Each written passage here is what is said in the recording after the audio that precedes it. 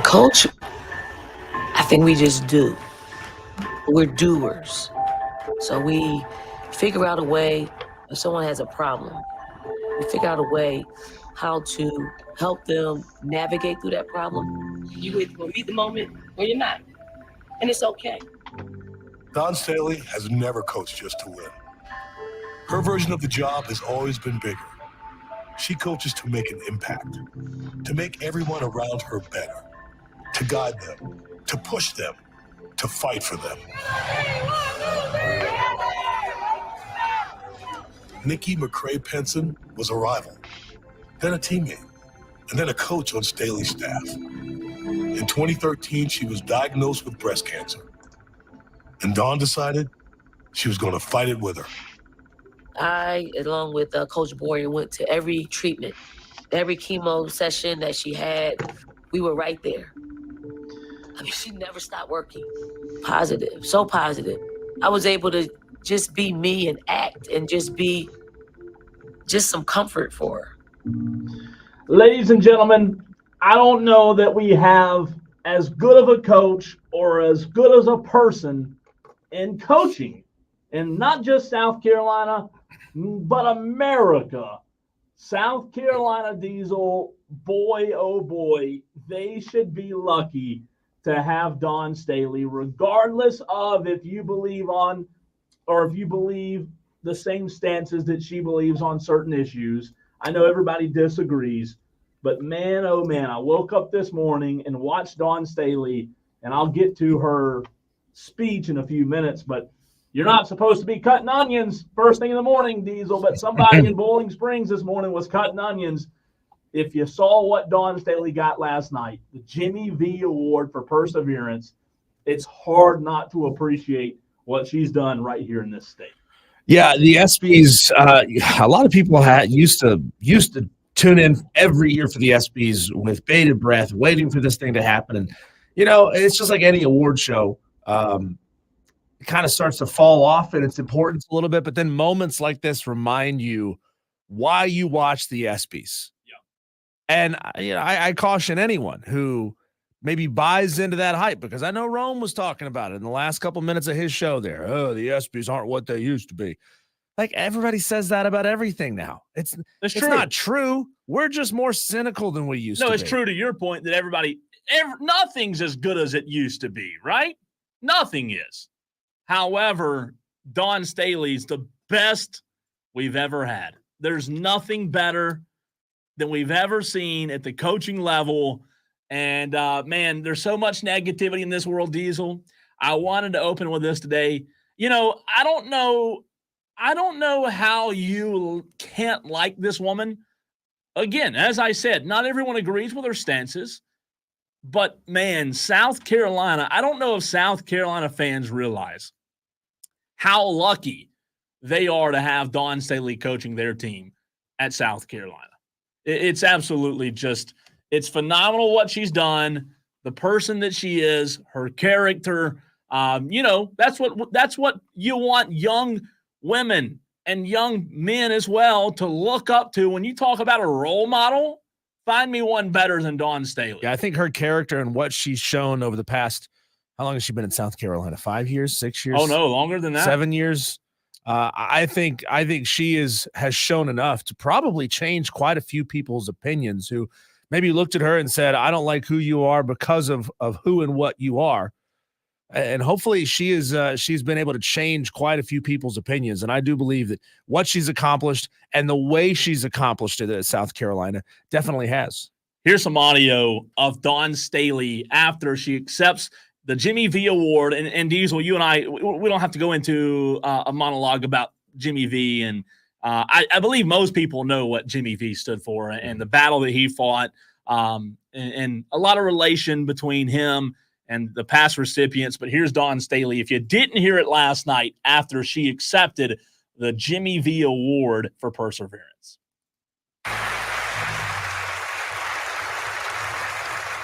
Yes. Thank you. Well, I'll lighten the mood a little bit. I had to wear these glasses because I have to see the teleprompter. And now I understand why They call me Auntie now. But thank you all. I am profoundly honored and deeply moved to stand before you today, accepting this prestigious award. But I must confess, I feel a little undeserving of this recognition. Past recipients of the Jimmy V Perseverance Award have faced incredible challenges and proven themselves as true warriors. I'm going to stop it. She accepts the award, again, going back to what kind of person she is, and she says, Diesel, I'm not deserving of this, right? If that is not the epitome of who she is, I don't know what is. And that just shows her character, man. Yeah, I think in her we can find reasons to still respect and treat people with respect who don't necessarily see things the same way that we do. Right. You know, we saw just a few months ago, Cole, we talked about it on this show. Somebody asked her, they sort of ambushed her with a question during the NCAA women's tournament about whether or not transgender basketball players should be allowed to compete in women's college basketball. Yeah. And I don't remember to quote what she said there, but it sounded as something along the lines of, yes, they should be able to compete. Now, how can you look and listen to a woman like Dawn Staley and everything she's done and everything that she stands for, and like all of those things, and then when she comes out with something like that, say, you know what, I'm going to throw all of that out. Throw the baby out with the bathwater. Now that she said this, she's dead to me. You can't do that, right? Well, so I think it just is proof that you can disagree with somebody on certain aspects of their belief system or whatever it may be, and still say, you know what, I like a lot more about that person than I dislike. We are in a very, ones and zeros kind of world, right or wrong, left or right, Republican, Democrat. If you're not the one that I am, I don't want to have anything to do with you.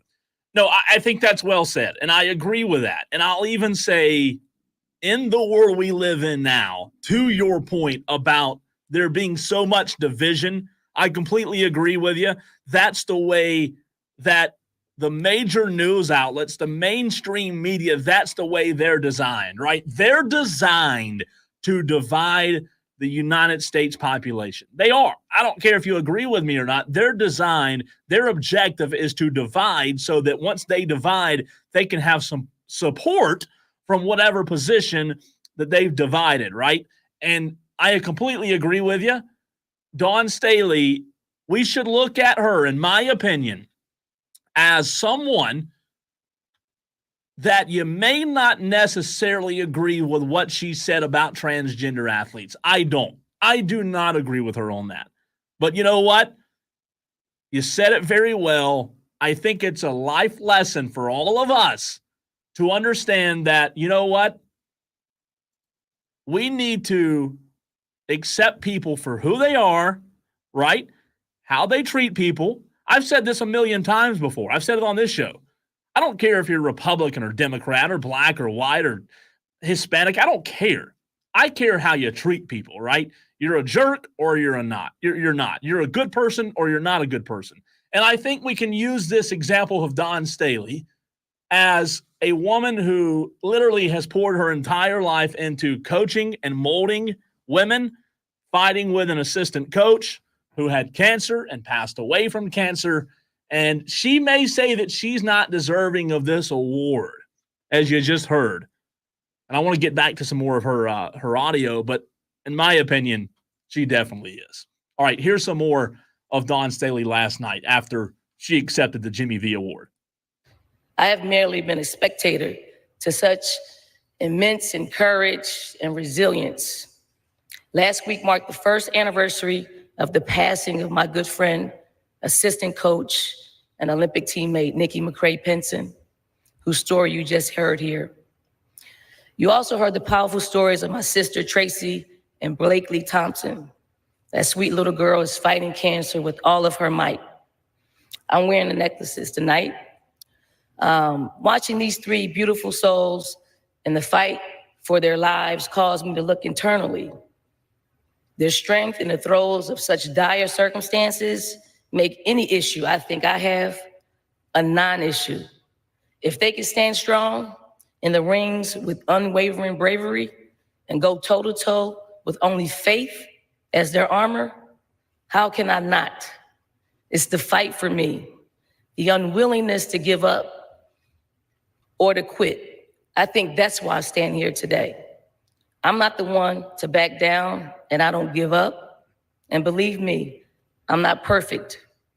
I still clap back at people who troll me on social media.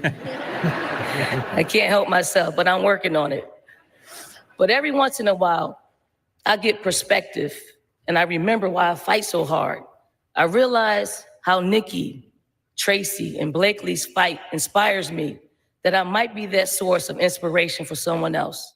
You know, the point of me putting this on the rundown today, the point of me leading the show with this, it's not a sports topic. Obviously, she's a coach of a basketball team. Obviously, Dawn Staley is very, very respected in her profession, Diesel. But I just think that with all the negativity in the world, sometimes we just need to sit back and appreciate people like her, because like you and I were just talking about, we know what sells. You and I are both in this business. You and I are both in the entertainment business. We know what sells, right? Mm-hmm. Arguments, division, the list goes on and on. That's what sells. You brought it up. The reporter that walked in the media outlet, the media room, and asked Dawn about transgender athletes, he knew what he was doing, right? He knew what that would do. Do you think, Diesel, if he asked a warming question about her character, it would have went viral that day? No, of course not. Right? That's the point. And that's why I don't like where we are with the mainstream media and where we are as a society. My point is, let's try to push more positive.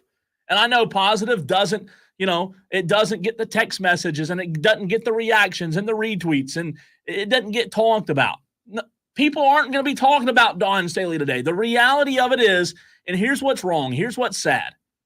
When she made those comments, every news source, every sports show, Diesel, was talking about Dawn Staley after she made the transgender comments. Mm-hmm. How much have you heard about Dawn Staley today? Very little. I haven't. Right. I hadn't heard a single thing. And that's my point. That's what's wrong with where we are as a society, is we celebrate all kinds of negativity and division when we're living with the people we should be trying to make peace with. Yeah, I mean, I've had conversations. You and I both know people who work in news media, and I mean, I've heard them flat out say to me, I don't like the way this station, riles people up. I don't like what we do to our listeners on this station. I don't like who our listeners are because of what we present to them on this station. But I mean, hey, everybody's got to make a buck, right? Everybody's got to make a living.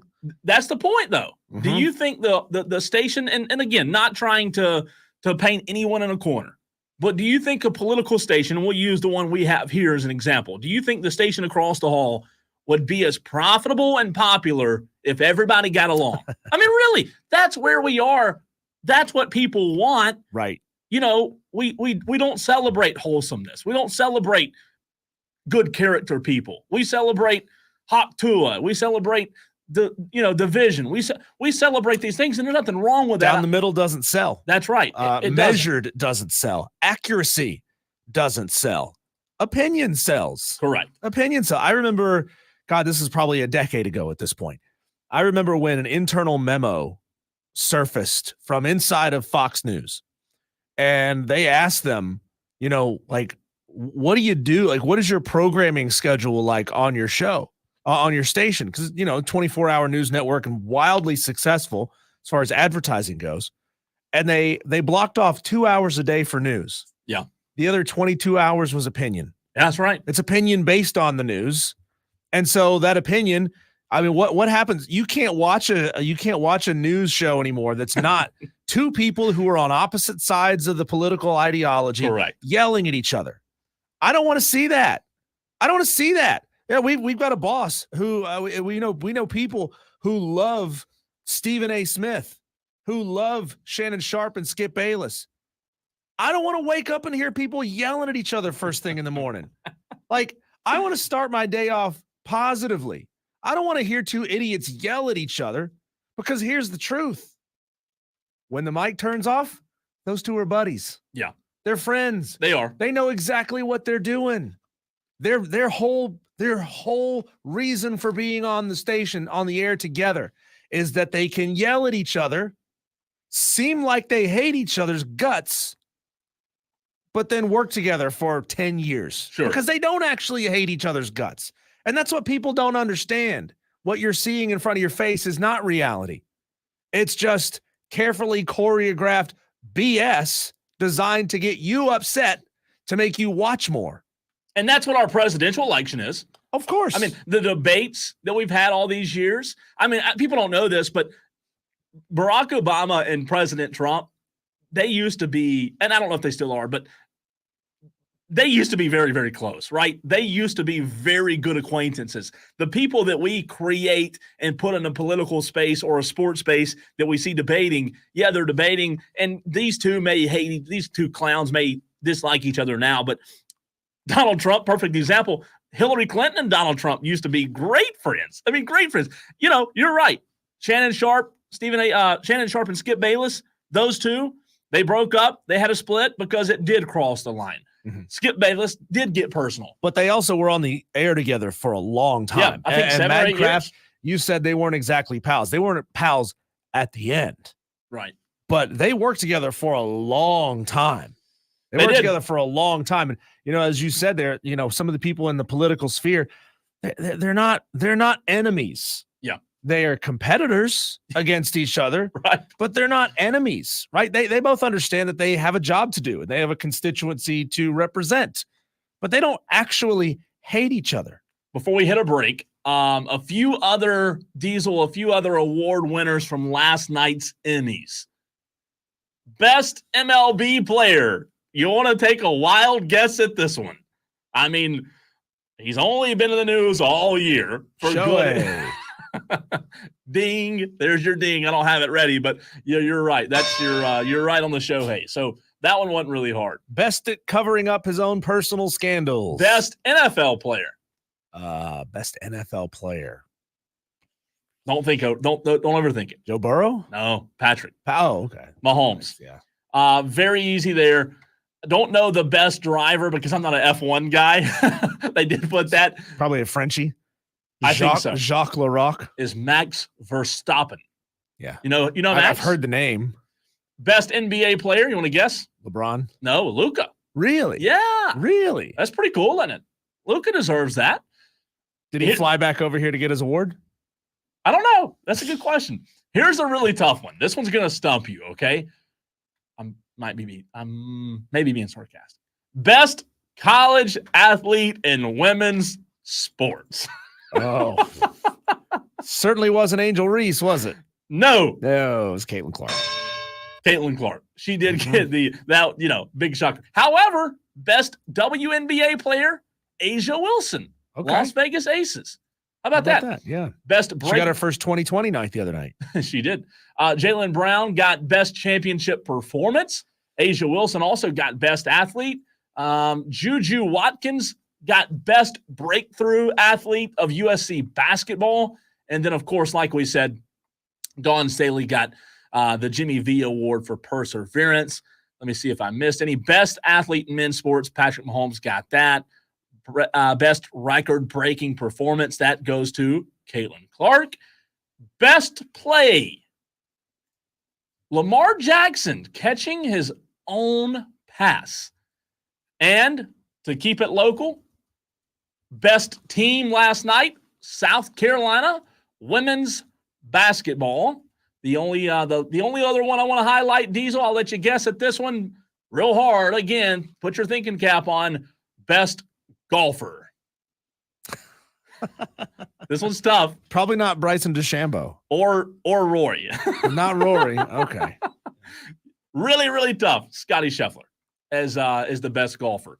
So those are your Emmy Awards from last night. We appreciate you listening. I did see I did want to get the one text from the 615 real quick. Texter says, I don't agree with a lot of what she says talking about Dawn Staley, but I've always respected her as a player and a coach. She is without a doubt one of the best to ever play and coach. I would agree with that. Okay, when we come back, we are now less than 45 days away from college football's return. Week 1, what college football playoff contender is at the biggest risk of holding that L? Ooh. Somebody's going to go down in week number 1. Who's it going to be? We'll talk about that next here on the Fan Upstate.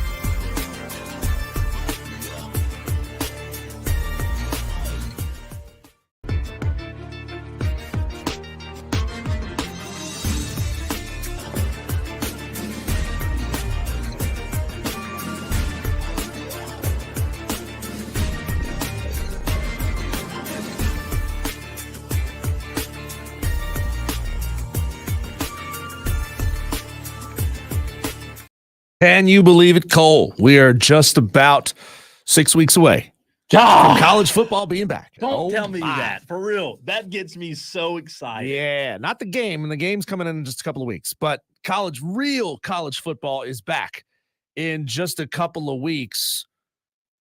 And 6 weeks? Is that it? Yeah, 6 weeks. Wow. And, with the expansion of the college football playoff, it certainly adds a little bit of a safety net for those teams who may lose early, which does happen, right? There's always that chaos week at some point in the season. Like, everything goes haywire. A lot of teams that shouldn't lose. There's a lot of movement, but it usually doesn't happen early in the season. Correct. That usually happens later in the season. What we do get early in the season, Cole, is a lot of those power team FCS matchups. And every now and again, we get that beautiful, beautiful upset. Like my team, App State, got on the road at Michigan in 2007. You know, that popped up on my TikTok feed this morning. It was the highlights of it from the very beginning of Kirk Herbstreit on game day, mispronouncing Appalachian, saying Appalachian State. And then the whole highlights. Did it show the clip where he had somebody bring out a plate of maize and blue cupcakes on the set? Did he really do that? It's like nobody wants to see Michigan play cupcakes. Oh yes, they want to see Ohio State versus Oregon and stuff like that. I did save it just so we can bring it up to the air. That's one of the biggest reasons. And I hate the fact that I liked Kirk Herbstreit as much as I did the time that we had a chance to bring him on the show. Yeah, because he's a really likable guy, and I do believe that he has college football as a whole in their best interests at heart. Sure. But at the end of the day, he's still an Ohio State guy, and he's still kind of that schmarmy dude that had frosted tips. You know, like any dude that's ever spiked his hair and frosted his tips, you know that guy is just going to be a jerk for life. And that's the way I see Kirk Herbstreit. Fair or not, that's the way I look at him. So, Cole, there's a lot of big matchups here in week 1 of college football. This would be the week between August 24th and September 2nd. A lot of big matchups going on, and I want to look and see what's the risk factor for these teams who are in the top 20 right now. I would say that's probably fairly encompassing of the teams who have a chance to make the college football playoff. There's always movement. There's always somebody who comes from like 25, 26 and really makes a push for the college football playoff.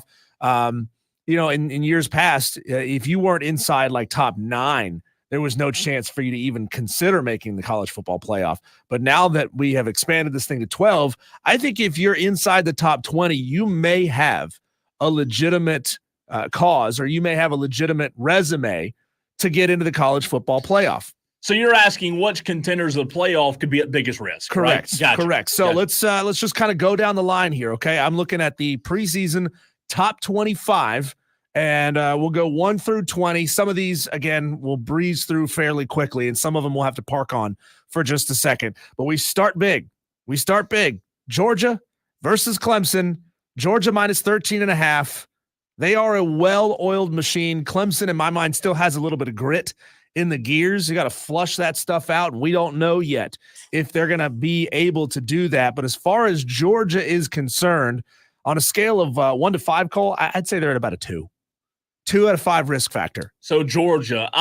Yeah, I'd go 1. I'd go really? 1. I'd go 1. What? I'd go 1, maybe even there's 0. there's no zeros in okay, this. so 1's the lowest I can go. Yeah, 1's the lowest you can then go. Then 1's absolutely where I'm going. Okay. Yeah. Wow. 1 out of 5. Man, if you're a Georgia, so you're saying if you're a Georgia Bulldog coach or a fan, you are not scared of Clemson at all.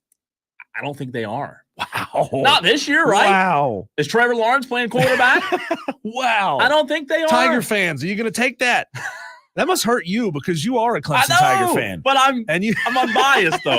I can take my glasses off. Clemson's got a lot of 4- and 5-star guys all over the field. I mean, I'm going 2 just because they do have talent. They don't have enough talent, I don't think, across the board to match Georgia because, I mean, they are friggin' loaded at every single position. Now, one thing to consider is there's the possibility that 2 starters could be out for week 1 of the season. Trevor Etienne and the names now escape me, but we talked about it yesterday. 2 Georgia players were arrested for reckless driving. One of them got into an accident. One of them was street racing. The guy that was street racing was a starter. The other guy was a second-string offensive lineman. Mm-hmm. And was a linebacker, I believe. Yeah. And I do think that could slow them down ever so slightly. Who knows what Georgia has behind ETN.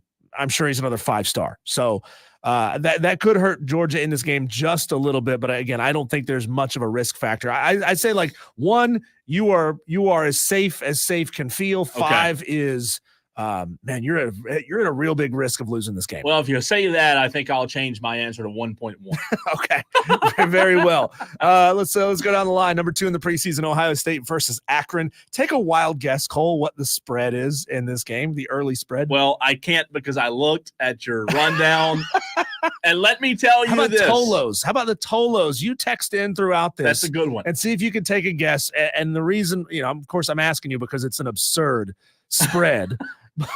But Ohio State hosting Akron minus 50.5 point spread. Are you kidding me? I'm looking. How do they? What?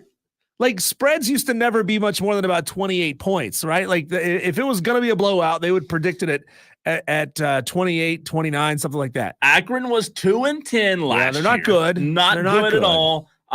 They lost to Kentucky 35-5. I'm looking to see if they played any other big teams last year and got boat raced. They did not. They didn't get boat raced in many games last year. 50.5 points that hurts. Is a lot. That is damn disrespectful to an FBS team to be a 50.5 point dog. Now, I'm sure that's going to get bet down. I don't know how much. I'll tell you this. I wouldn't touch it. I wouldn't touch it with a yardstick at 50.5. There's no way. Okay. No way. Way too many. Moving down the line, Texas facing Colorado State in week number 1. Colorado State, according to Kelly Ford's power ratings, we had him on earlier this week, the 101st best team in college football. Texas minus 36 point favorites in this game. Risk factor, again, a 1 out of 5. You're not really facing a whole lot of risk hosting Colorado State. 100% 1 out of 5. Okay. Yeah, I agree there. How about Oregon versus Idaho? We're talking about risk for Idaho, right? The risk for Idaho is pain, right? Yeah. No risk there. Yeah. No risk. I haven't found any risk yet on this. Yeah, no, sheet. they're a 1 out of 5 as well. Idaho, one of the, I think the only football team that's ever dropped from FBS back down to FCS. They play up there in the Kibbe Dome. Have you ever watched a game broadcast from inside the Kibbe Dome? I don't think so. It's strange, man. I don't think so. It is it's played in an airplane hangar. It's like a hangar style dome. Cool, it is really cool. But everything there is very tan. A lot of tan all over that dome.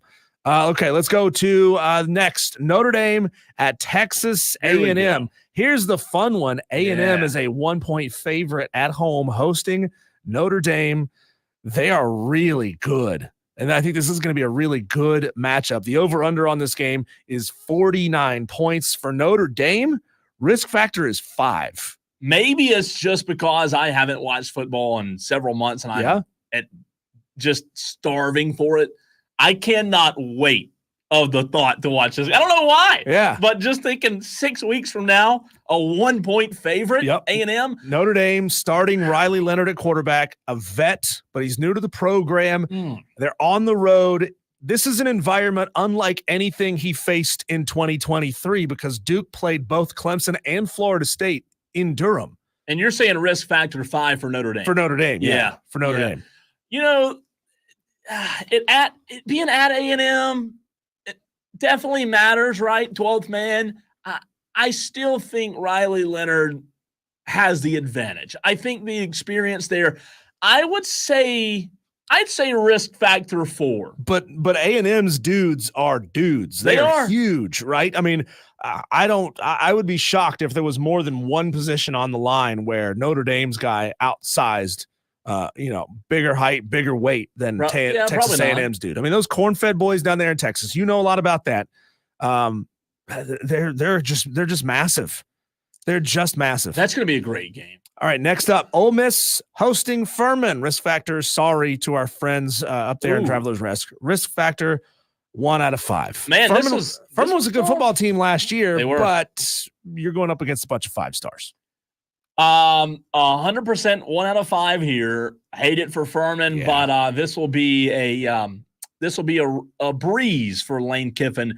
However, how cool would it be for at halftime for this to be a game, right? Let's say 21-10 or something. Furman has been a program as a whole that has been fairly blessed over the past 3 years. Could you imagine Could you imagine the pandemonium in the upstate if Furman takes down Ole Miss or is leading them late in the game? Would that be bigger than App State, Michigan? Oh, well, I mean, Ole Miss starts the season. Where would they be? 1, 2, 3, 4, 5. They're not sixth? top 10, are they? They're 6th. Oh, Preseason number 6. That's high. I'd put it on par. Yeah. I would easily put it on par. What was Michigan? 4, I 4? think. Yeah. 4 I think 5, that's right. Something like that. All right, Alabama taking on Western Kentucky. We actually have an FBS matchup here. Alabama, 31-point favorites in this game. Risk factor, again, a 1 out of 5. 1 out of 5. Yeah. No concern there for DeBoer. No, I mean, do I think that Alabama could look a little sloppy for a quarter in this game? Maybe. Possibly. And I don't know really much about Western Kentucky at all. I know that they're kind of middle of the pack looking at Kelly Ford's ratings. They're middle of FBS, kind of that 65, 70, 80 range type of team. They're not going to have enough for Alabama to really give them a game. Maybe for a quarter. It could be a little sloppy for Alabama, but ultimately, Bama's not going to have no concern there. No risk. We got a couple more 1 out of 5s in a row. Let's breeze through these. Missouri taking on Murray State. I'll speak up if I disagree. Utah versus Southern Utah. Michigan versus Fresno State. The Wolverines are a 20-point favorite in this game. Fresno State, in some years, can be a really scary small school to play, but not this year. Fresno State, not good in 2024, not projected to be at least. So let's move on. Here's one that we have a good chance to talk about. Florida State versus Georgia Tech in Dublin. Kelly Ford has Georgia Tech as his 48th best team in 2024. Remember that he uses returning talent, returning production as a big part of his predictive ratings. Florida State, 13-point favorites in this game. Risk factor, 2 out of 5, maybe. I mean, and I assume the Irish crowd is going to pull for Georgia Tech because they're going to be probably wearing their best Notre Dame clone uniforms, and maybe the Irish crowd thinks it's Notre Dame. You know, I don't think there's a ton of risk. I would agree with 2-5. However, I would say maybe with a brand new roster full of transfer portal guys because they had to replace a lot of portal guys last year. And first game for DJ, maybe it's a little bit of a wake-up game. Mike Norvell was able to turn a crop of transfers into a quality football team last year. So what's to say he can't do it again? Oh, no, I believe in him. I'm just saying maybe but he also doesn't have start. Jordan Travis. He does not. That definitely changes a lot. How about Penn State on the road at West Virginia, which is Kelly Ford's 35th best team in college football. Penn State, 10.5-point favorites. Risk level, I'm going 3 on this one. The reason I say 3 is because Penn State really struggled to score against good defenses last year. The problem is West Virginia was not a good defense last year. Didn't even have a top 50 defense in 2023. Drew Aller's back. I think they win this one probably by 10 or 14 points with maybe a fourth quarter score to put it away. I'll go 2 here. 2? I don't see a ton of risk. Am I a big believer in Penn State and James Franklin? No. Yeah. But at the same time, I don't know if I have anything to believe at West Virginia either. People always look at Penn State as that shaky team. I mean, they have firmly put themselves into prove it category, and most years they prove that they don't have it. NC State hosting Western Carolina, 1 out of 5. Yeah, that'll be a blowout. LSU versus Southern Cal in Las Vegas. So this is the risk to LSU. LSU's a 6-point favorite in this one. Risk level 3. See, I say like 4.5. 4.5. Yeah.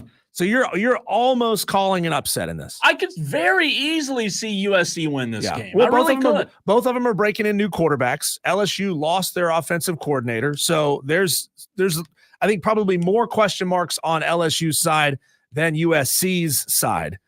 But I just look at it as SEC is just going to out-talent the former Pac-12. You would think. However, I will say I probably do put a little bit more faith, a little bit more trust in Lincoln Riley than I do Mr. Family. I think he's a better coach. How about Tennessee versus Chattanooga? Any risk there for you at all? No, I didn't think so either. None. Maybe Nico Liamalieva stutters for the first couple of possessions as the new Tennessee quarterback, but ultimately the Vols are going to roll in this one. How about Clemson?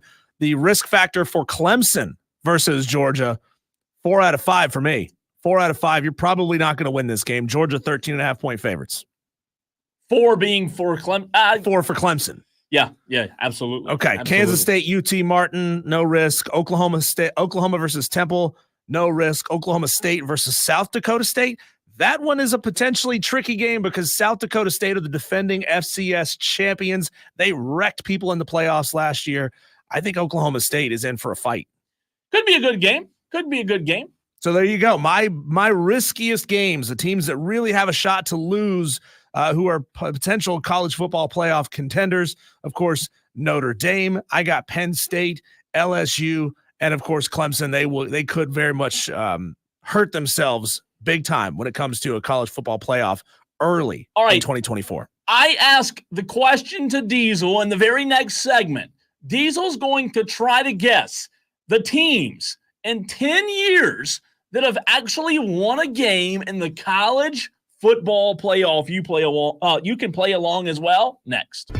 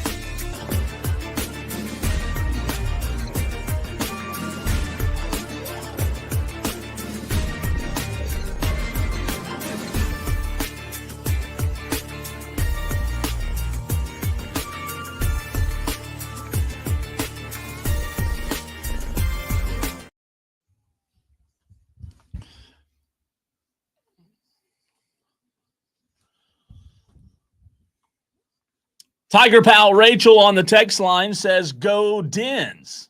How about that? Heck yeah. Go Dens. I got the Furman flag behind me. Diesel, we have had 10 years of the college football playoff. I am going to see if you and the Tolos, by texting 71307, start your text with the word fan, also live on Twitter, Facebook, and YouTube. In 10 years, this is a crazy stat that I saw. I wanted to bring it to the table. 10 years of the college football playoff. How much parity have we had? I want you to guess first how many different teams have won a game in the college football playoff era. So how many teams have won a game in the college football playoffs? How many different teams? In the okay, I'm going to wild guess it and say 12. The correct answer is 9. That's it. Only 9 teams. Is that not crazy? Only 9 a lot of dominance teams in this era. Yes. Only 9 different teams. Madcraft said 10. You were close, Madcraft. One short or one too many on your guess. 9 teams have won a game. Here's where I put you to the test. And this is not as hard as you think, but I want to see, before we hit a break, how many you can guess of the 9 that have won a game in the college football era. Game begins now. Florida State, Clemson, Alabama, Ohio State, Notre Dame. Hold on. Florida State? Yeah, I said Florida State. They have not. No, they have not. Oh, that's right. Jameis Winston was not a CFP era win. So okay, so Clemson, Alabama, Ohio State, okay, Michigan, you got 3, you got 4, TCU, you got 5, Washington, you got 6, Oregon, you got 7. Let's 2 see more. Here. Who else has made the college football playoff? Now here's where the Tolos Texas can help. No. There's my buzzer. 7 out of 9. 7 out of 9. Tolos, there are 2 teams that Diesel is missing. Out of 9 that have won a game in the college football playoff, what 2 is Diesel missing? He has said Alabama. He has said Ohio State. He has said Michigan, Oregon, Washington, Clemson, TCU. One of the 2 that you're missing is very obvious, very recent. I'll give you a hint. Very obvious and recent. Yep. So one this past year. I can't say anymore. I'm going to try to make it complicated for you, as complicated as I can. Let's see if we have any. Oh my God! Let me look on the text line. That's one of those frustrating. It's like I should know yes, this. That's what's so great about it. Because when you have 9, has Oklahoma won a game? They have not. Playoff? No, they have not. Southern Cal hasn't won one. All right, Madcraft guessed 1. I'm not looking at this. I'm not looking at the messages here. I'm not looking at the text line either. So I'm not getting any hints here. No hints for Diesel. God. For recap, if you just tuned in, I asked Diesel the question to start the segment. How many teams have won a game in the college football playoff? There's 10 years, and he did guess 12 teams have won. Only 9 have won. He got Bama, he got Ohio State, got Michigan, got Oregon, got Washington, got Clemson, got TCU. One texter from the 344 just got it on Did I say Notre Dame? You did not. Notre Dame has not. Notre Dame has not won one. That's unbelievable. It is, isn't it? Because I know they keep putting them in, even though they don't deserve to be. Like, not once have they won one. Who am I forgetting? You may tell you? You please. Yeah. So the obvious one's Georgia. Oh God! Because they just won it. Crying out loud! What? That's the one that should slap me in the face. Yeah. The next one that you were missing, the 9th. Joe Burrow and the Tigers of LSU. Okay. There's your 9. Okay. But you did pretty good though. Yeah. You got What's 7. the percentage on that? 7 of 9. It's pretty good. That's my percentage is what I say. I say 7 of 9. You know what's fascinating about that, man? You look at the 10 years, and good job, by the way, to Madcraft on the stream. 78%. 78%. That's pretty good. That's pretty good. Good job, texter from the 345. Good job, Madcraft. You did get all 9 correct as well. Madcraft is a Tolo, so that's why he got all 9, because he turns it on and leaves it on. TCU, Clemson, Washington, Oregon, Michigan, Ohio State, LSU, Georgia, Bama. Those are 9 teams. The last question I have for you, Diesel, Tolos, Madcraft, Tiger Pal, Rachel, of the 9, one of them, or maybe more in your opinion, all of them can make the playoff this year. But what team will not, no chance in Hades, make the playoff in 2024 of the teams who have won a playoff game in the college football playoff era? Again, Bama, Georgia, LSU, Ohio State, Michigan, Oregon, Washington, Clemson, and TCU. There's the list in case you need it. What team in 2024? I'm going to count to 3, and then we'll say our guess at the same time. Okay. Let me make sure I have mine. This should be, maybe it's not. This is going to be good. So on the count of 3, let's both say what team of those 9 will not make it in 24, because my opinion, a good amount of those will make it. But what one, if you have to only pick one, will not make it? 1, 2, 3. Washington. TCU. So ours are different. They are different. Ours are different. What the reality of it is, both of them might miss it, right? Is 12, DeBoer leaving Washington. That's true. TCU, again, I'm looking at Kelly Ford's ratings. He's got TCU as the 30th best team in college football this year. Texter 993 says TCU, so would agree with you. He's got Washington. Where does he have Washington? I'm trying to scroll down and find it. He's got Washington at 36. He's got Washington at 36. Now they're going to have some rebuilding to do. And just to end on a good note, because I did tease God, I you can't with believe it. it. How did I not get Georgia?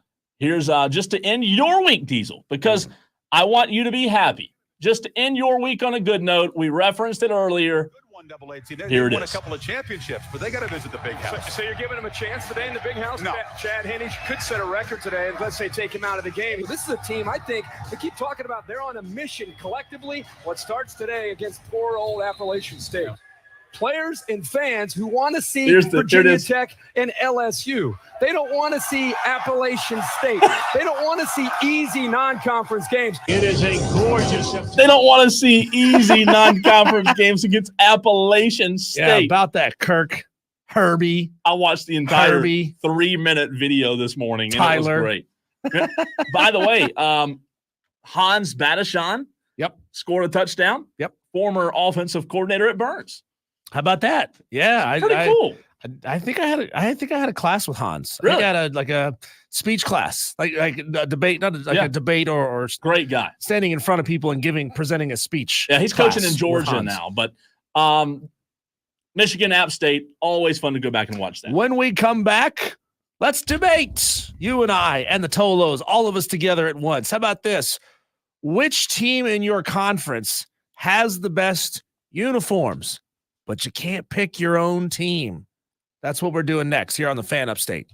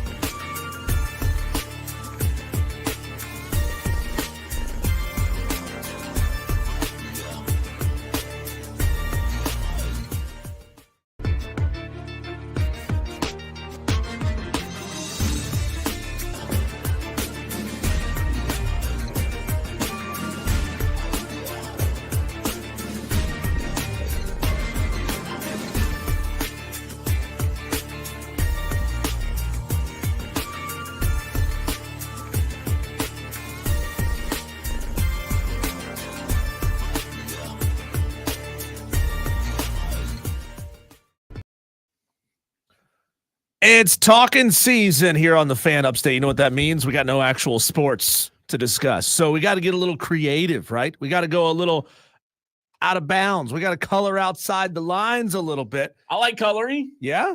You still like coloring? I will do it. You're a man in your mid to late 20s. You still color? I have not It's probably. okay. And You know, it's okay, Cole. I watched some X-Men cartoons today. Oh, really? Yeah, so you don't have to feel bad about coloring. There's nothing It's wrong one of with those that. things that you don't do, but Yeah. I think everybody would do it. Like if I said, hey, let's kill 20 minutes in a boring meeting that the corporate's doing and we have to kill time, I think I'd color, right? I had a friend give me an adult coloring book, not that kind of adult coloring book, but a coloring book made for adults for my birthday like 10 years ago or so. And it was Walking Dead coloring book. So you got to color in the Walking Dead pages like from the actual comic book yourself. And it was fun for like 5 minutes. And then I was like, okay, I'm too old for this stuff.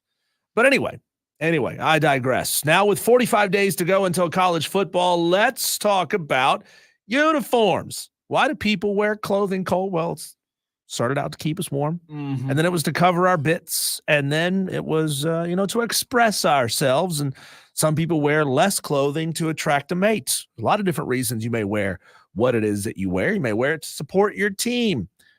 But let's talk about college football uniforms. No special one-offs here. Who in your conference that is not your team has the best uniforms? The best everyday uniforms, right? Like I'm not talking about the one time you wore this uniform. That's not what I'm talking about, right? Not the Oregon. No. Yeah. I mean, with Oregon, that's they have tough. a million, right? They change them all the time. And Madcraft already got mad. Said, I can't pick my own team. Of course you'd pick your own team. It'd be very easy. So Madcraft has to think outside the box here. He has to think about someone other than himself. So, Cole, I know you're a Clemson fan. Yeah. This, I think it's a fairly easy one in the ACC. But they all suck. They all suck? No, they don't. No, they don't. Oh, I'm looking at the ACC. Yeah. Tell you what I want to do. Like Boston colleges suck. They do. Pitt's uniforms suck. Don't say the easy one with Virginia Florida State. uniforms suck. Is that where you're going? It's not an easy one because that's the correct answer. That's the correct answer. Let me it's look the gold real quick. And the maroon. It's the gold piping and it's the spear on the side of the helmet. Man, Florida State's got it going on. Let me just make sure. Okay, I'm looking at Stanford's jerseys. Yeah, they're plain. Red and white. Red and white. With an S on the side of the helmet. The Q's, real creative. No Q's? No Q's jerseys? Syracuse's orange is a fugly color of orange. It's traffic cone orange. It's bad. That's a terrible. It's bad. Terrible jersey, right? Yeah, and every time I see them, like when they rock the orange jersey with the blue helmet with the orange S on the side, it's blinding. It's like, I want to turn down the contrast on my TV. No. It's not Virginia. I'm not going Florida State. No. Why not? You're not. See, you're avoiding it because you know that's the one true answer. Is it better than if you're on the stream, you'll be able to see this. I don't know how well. Tell me that's better than that jersey right there. That is unbelievable. Well, that's because you're a homer. You're being a homer on this one, Cole. You're probably right. You're being a homer on this. That's a great jersey for SMU, man. Dallas on top with the stripes. So you're telling me their best jersey is one that doesn't even have their own team name on it? You just love it because it says Dallas on it. You might be right. I don't know, man. The SMU unis. No. I'm going SMU. Look at that. You're going SMU. Look at that. Is that the one? But it's the one with the Dallas logo on the helmet. So freaking awesome. Listen, that's exactly like Duke's white uniforms. I don't hate Duke's. I don't hate them. So let me tell you this. I'm a fan of I'm a fan of white jerseys. I love white jerseys. I love when Clemson does the all white. It does look good. All whites, man. All whites are clean. It does look good. But you're telling me that SMU jersey looks better than Florida State's jersey? And my very close second. They're like 1A, 1B. Miami Hurricanes. Ugh. The Miami, the Miami white jerseys are fan-friggin-tastic. They're so good. The orange and the green just works together. I haven't seen a color wheel in a long time. I don't know if they're across from each other on the color wheel, but they shouldn't work together, but they do. Madcraft brought up a good point. Louisville Chrome jerseys. But you said they're normal jerseys. Yeah, no one-offs. You said that's what you guys misunderstood. You've already tried to like take. We're trying to, yeah. No, you don't get to do that. I'm like, because I mean, we could debate the one-off special. You're saying jerseys. they're normal home and away. Yeah, their normal home and away suck. It's just red and white. Yeah, it's lame. Yeah, no good there. I tell you what I don't love about Florida State. Louisville, when they started doing the Chrome Domes, they were just ripping off Western Kentucky just up the road. They were already doing the Chrome Domes. Were they really? Yeah. Bunch of Johnny-come-latelys. I agree with you that the Florida State regular home, regular away. You know what you're talking. You know what the garnet and gold. Yeah, looks good together. It really does. It does. Maybe it's time for South Carolina to start incorporating a little gold into your uniforms. And they're black. I really like Florida State's. I know it's not part of the question, but Florida State's black jerseys. No, I would say I would agree that the gold helmets with the gold pants, red jersey, that's a tough one to beat. You know something that's pissed me off as a fan of a team that wears black as its main color? Every single team last year, Cole, when we were on the road, wore their black jerseys against us. They tried to rip off our look and do a blackout the week that they played us. It's like, come on, do something original, would you? I like it when they all do the color rush, right? You know, it's the best. If you've got two teams that are very different in their colors, you know, when Southern Cal and UCLA play each other, and they both wear the blue. Why at that? Like, do they still do the thing where they penalize each team with a kickoff, like 15 yards on the opening kickoff? Such a lame thing. Let's not do that anymore. Can we please stop doing that? Wait a minute. Cal has spoken. Cal has spoken up in this ACC jersey conversation. I like them. I forget the Cal's in. I like them a lot, man. I really do. Are you talking about their blues or their golds? Their golds. Oh, that's not bad. Look at that. That's not bad. That looks really classy, don't Yeah, I like that a lot. But it's still not better than Florida State. Florida State's got detail, right? Like, you got to get in tight on that uniform and get detail. What you just showed me is a plain gold jersey with a script Cal on the side of the helmet. Again, not bad. I like it. I don't like Louisville's uniforms. I don't like Syracuse's uniforms. I like that Cal uni. It's not bad. Texter says Duke's blue. Duke's blue. Don't they sometimes haven't they taken recently to wearing the helmet with the blue devil on the side of the helmet? I don't know about that, but I will say the Duke blue, like the Duke blue jersey with the white helmet, is there a cleaner look in the ACC than that? I don't like the helmet. You don't like it? No, I don't like the helmet at all.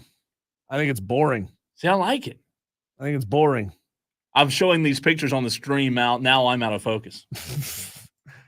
So there you go. We haven't really come to a consensus, but I love Florida State. I guess I'll agree. I love Miami's uniforms. The Miami whites are fantastic. Like, has Madcraft, help me out on this. Has Miami ever worn? Oh, it's okay. There you go. You answered the question for me. Miami green over white pants, white helmet, orange stripe is nice.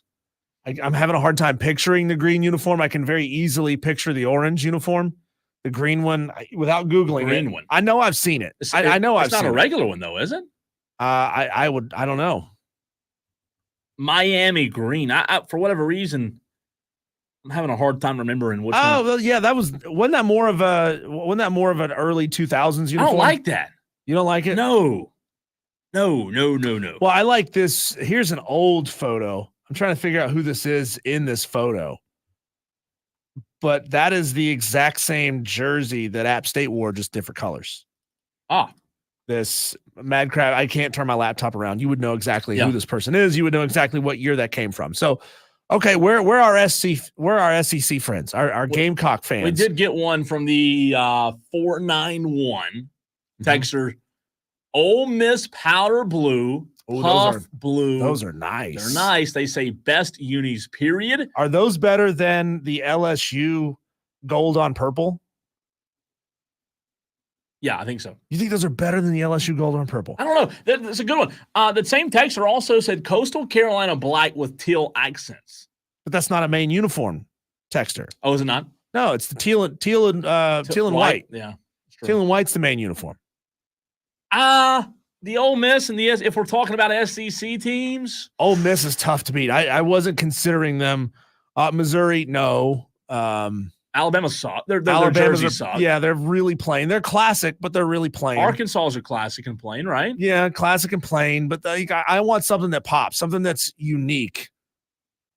I'm a big fan of the LSU gold over purples. I don't like the blue and white for Auburn. Right. How about Florida? The Georgia's lame. Georgia's I don't like Florida's orange. It's the same as Syracuse orange. It's ugly orange. It's an ugly version of orange. What do they wear? Orange.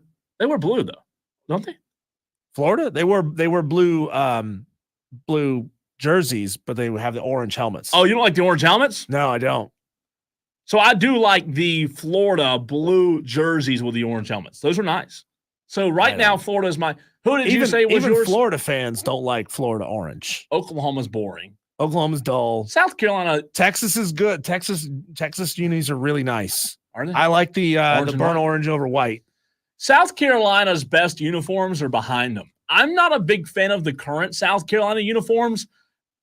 I would love to hear from our Tolos, but I liked the late Lou Holtz, early Spurrier South Carolina uniforms. Had a little more black to it. They wore black. They don't wear black anymore. Right. So for me in the SEC, it comes down between Ole Miss, Texas, LSU, and Ole Miss. Okay, what was the LSU ones you were talking about? It's the gold helmet, gold pants over purple. Gold. You know what? It looks good. It looks good. However, the gold helmet's the white jersey, and then the gold pants. It's also nice. I tell you what, man, I'd say that one's even better. When they try to get cute and go with the purple helmets, that you lose me. That's not good. The purple helmet over white is not good. For me, it comes down to in the SEC, the yellow or gold, whatever it is. That is good. With white, purple stripes, yellow pants, and then the powder blue Ole Miss. Oh, that's a tough one. I'm gonna if we have to do this elimination style, out of those three that I've got, I'm gonna eliminate. I can't believe I'm saying this. LSU first. So it's to me between Texas and Ole Miss. Two very unique color schemes. Nobody else is rocking the burnt orange. It's a very different orange from what anybody else is doing. I don't like it. You don't like the burnt orange? Nah, it's not my top two. Not even top three. Oh man, I would say Tennessee's are. I like Tennessee's a lot. If I had to choose, you suggested it. I'm going to rock with you. I'm going Ole Miss in the. Oh God, you can't beat that. Good. For the stream, it's so good. You cannot beat that uniform. Like right when you see Ole Miss, when you see that color blue on TV, you know it's not North Carolina. You know it's not UCLA. Nobody else has that color. Cole's trying to get off. I'm trying to get to the focus. You don't think anybody else has that blue? I'm trying to think in my head. ACC, no. North Carolina's blue is very different from Ole Miss's blue. And Ole Miss's blue is way better than North Carolina. It is, blue, right? It is. Everything's better than North Carolina blue. I'm going Ole Miss. I'm going Ole Miss on this one. That's the only answer. Anybody else got one? No, that you cannot find a better. Mad Craft, you're missing the point. You're missing the point. He's like the all black Miami Knights one time a year. We're not talking about the one time special uniforms.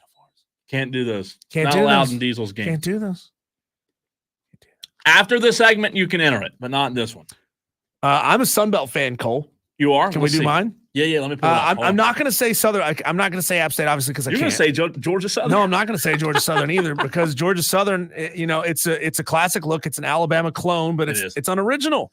You didn't come up with it. All right, let me pull up the Sun Belt team so I can look at all the teams. Yeah, again, I'm not going to go Southern Miss because it's the exact same color scheme as App State, and it feels like cheating a little bit. Louisiana has the red and white with the fleur-de-lis on the helmet. I think that one looks really great.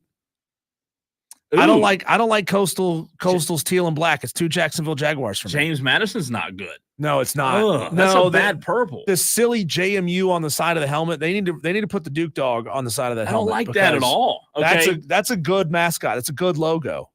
Yeah, I'm out on James Madison. Old Dominion stinks. Marshall stinks too, don't it? Marshall's, yeah, it's just, I like the color, It's unique. They're the only green team in the conference, but then they just got a plain block M on the side of the helmet. Well, Southern Miss's jerseys. They didn't put the bison on the side.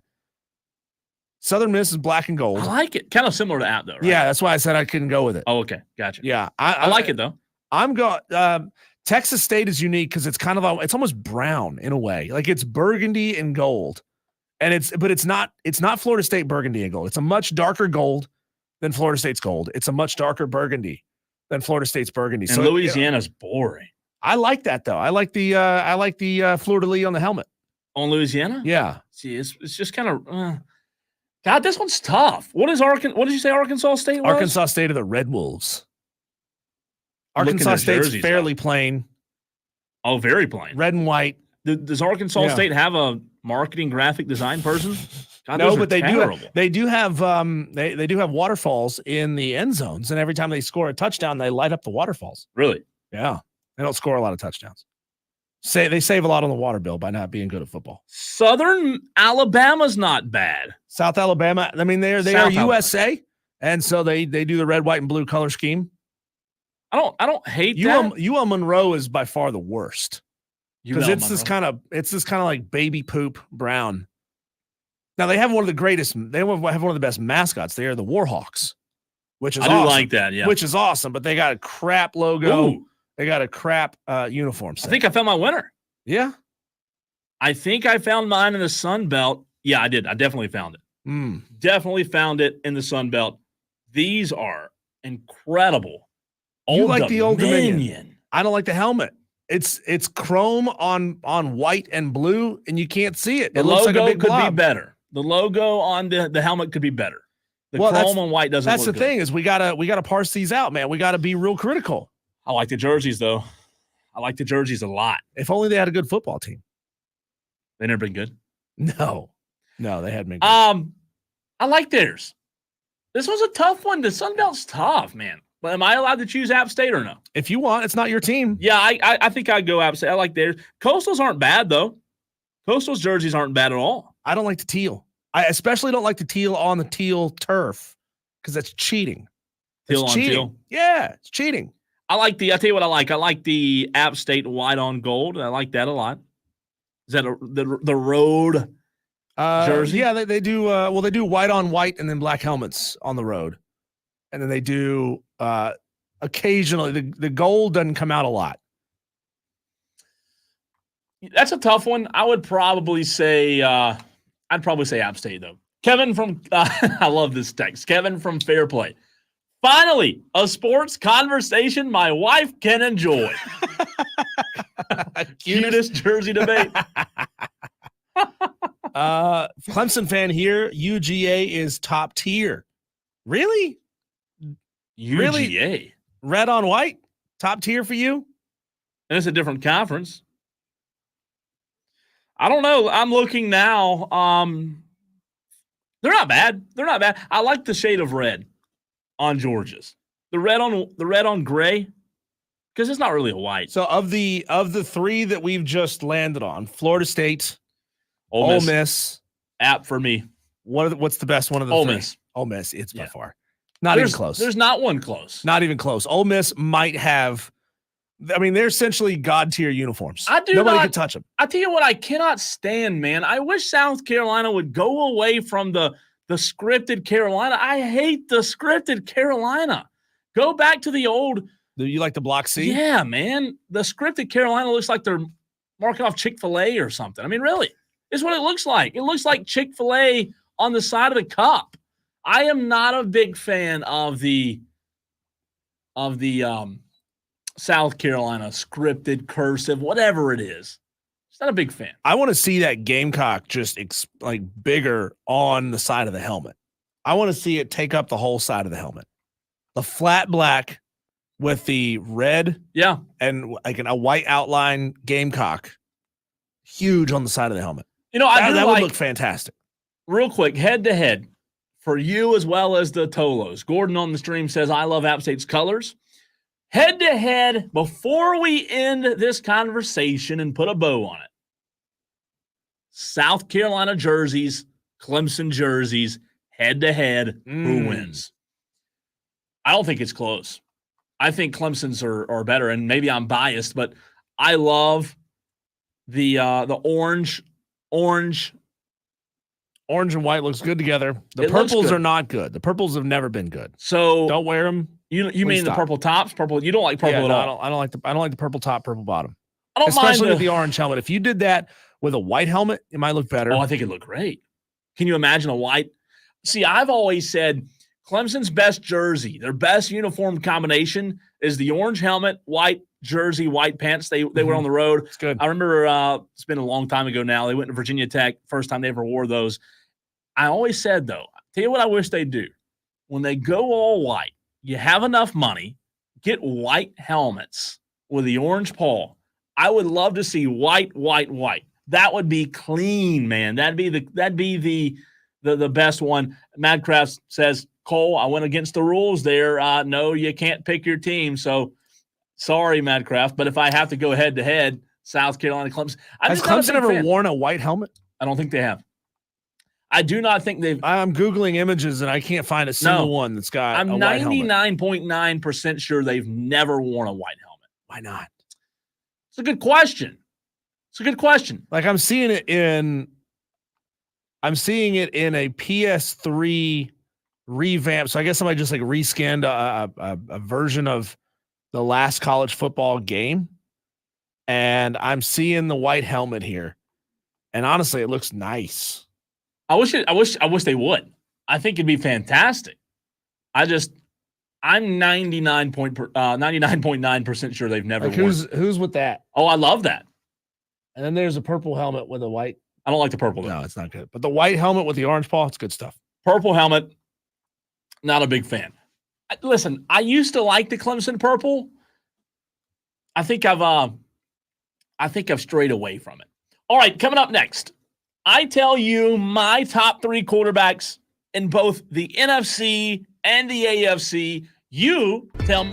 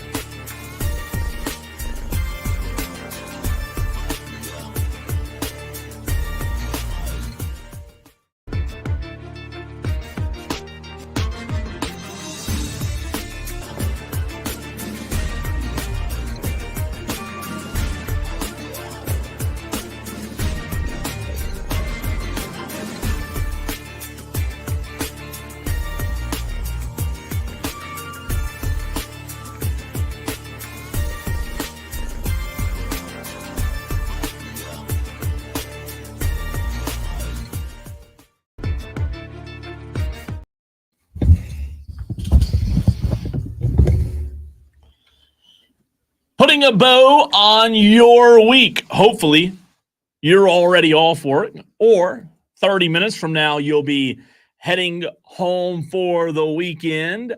You know what's bad, Diesel, about the weekend?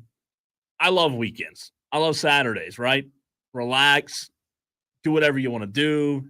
But the worst part of a Friday is on a Saturday where you have a long day of work. I have to work tomorrow. I have a big install, and I'm not looking forward to it. Like, normally, when you and I are here on Friday, I'm juiced for the weekend. I'm not juiced for the weekend today. I have to work tomorrow. That sucks. What fun is that? See, now you're rethinking my statement last week, my question last week about a 4-day work week. I know. Did you imagine? If I didn't have 100 different jobs, I guess that would have worked, right? Man, make Freaking that money. Terrible. Brag about it. I just don't want to. I don't want to work on a Saturday, but you have to. I guess you have to. I don't. Well, there's no sports. At least you're not working on a Saturday where there's football going on. Get it done now before. I mean, could you imagine having to do an install, or imagine how upset a client would be if you were just sitting there watching Clemson football on your phone the whole time? Yeah.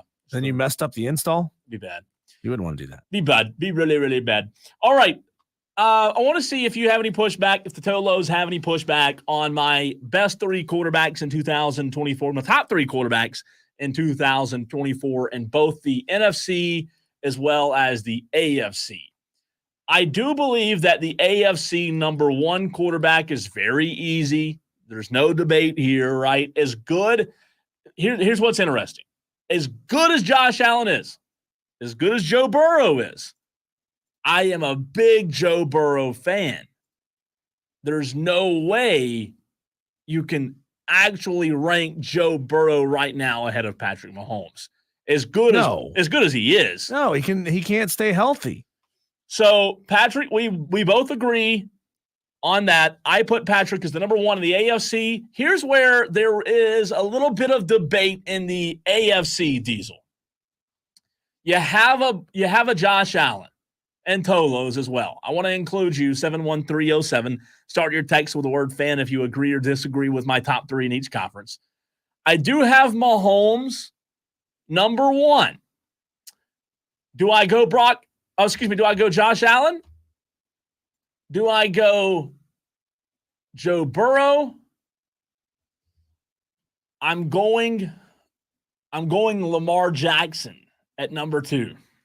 It pains me to say this, as much as I love Joe Burrow. I'm a big Joe Burrow fan. But I do think that Lamar Jackson and his ability to make plays, last night he got an ESPY award for the best play. He literally threw a ball and caught the ball. Lamar Jackson's who I rank 2 in the AFC. Doesn't it piss you off when there's that player who's just so good that accidental things happen? Well, and they're good for him. That's him.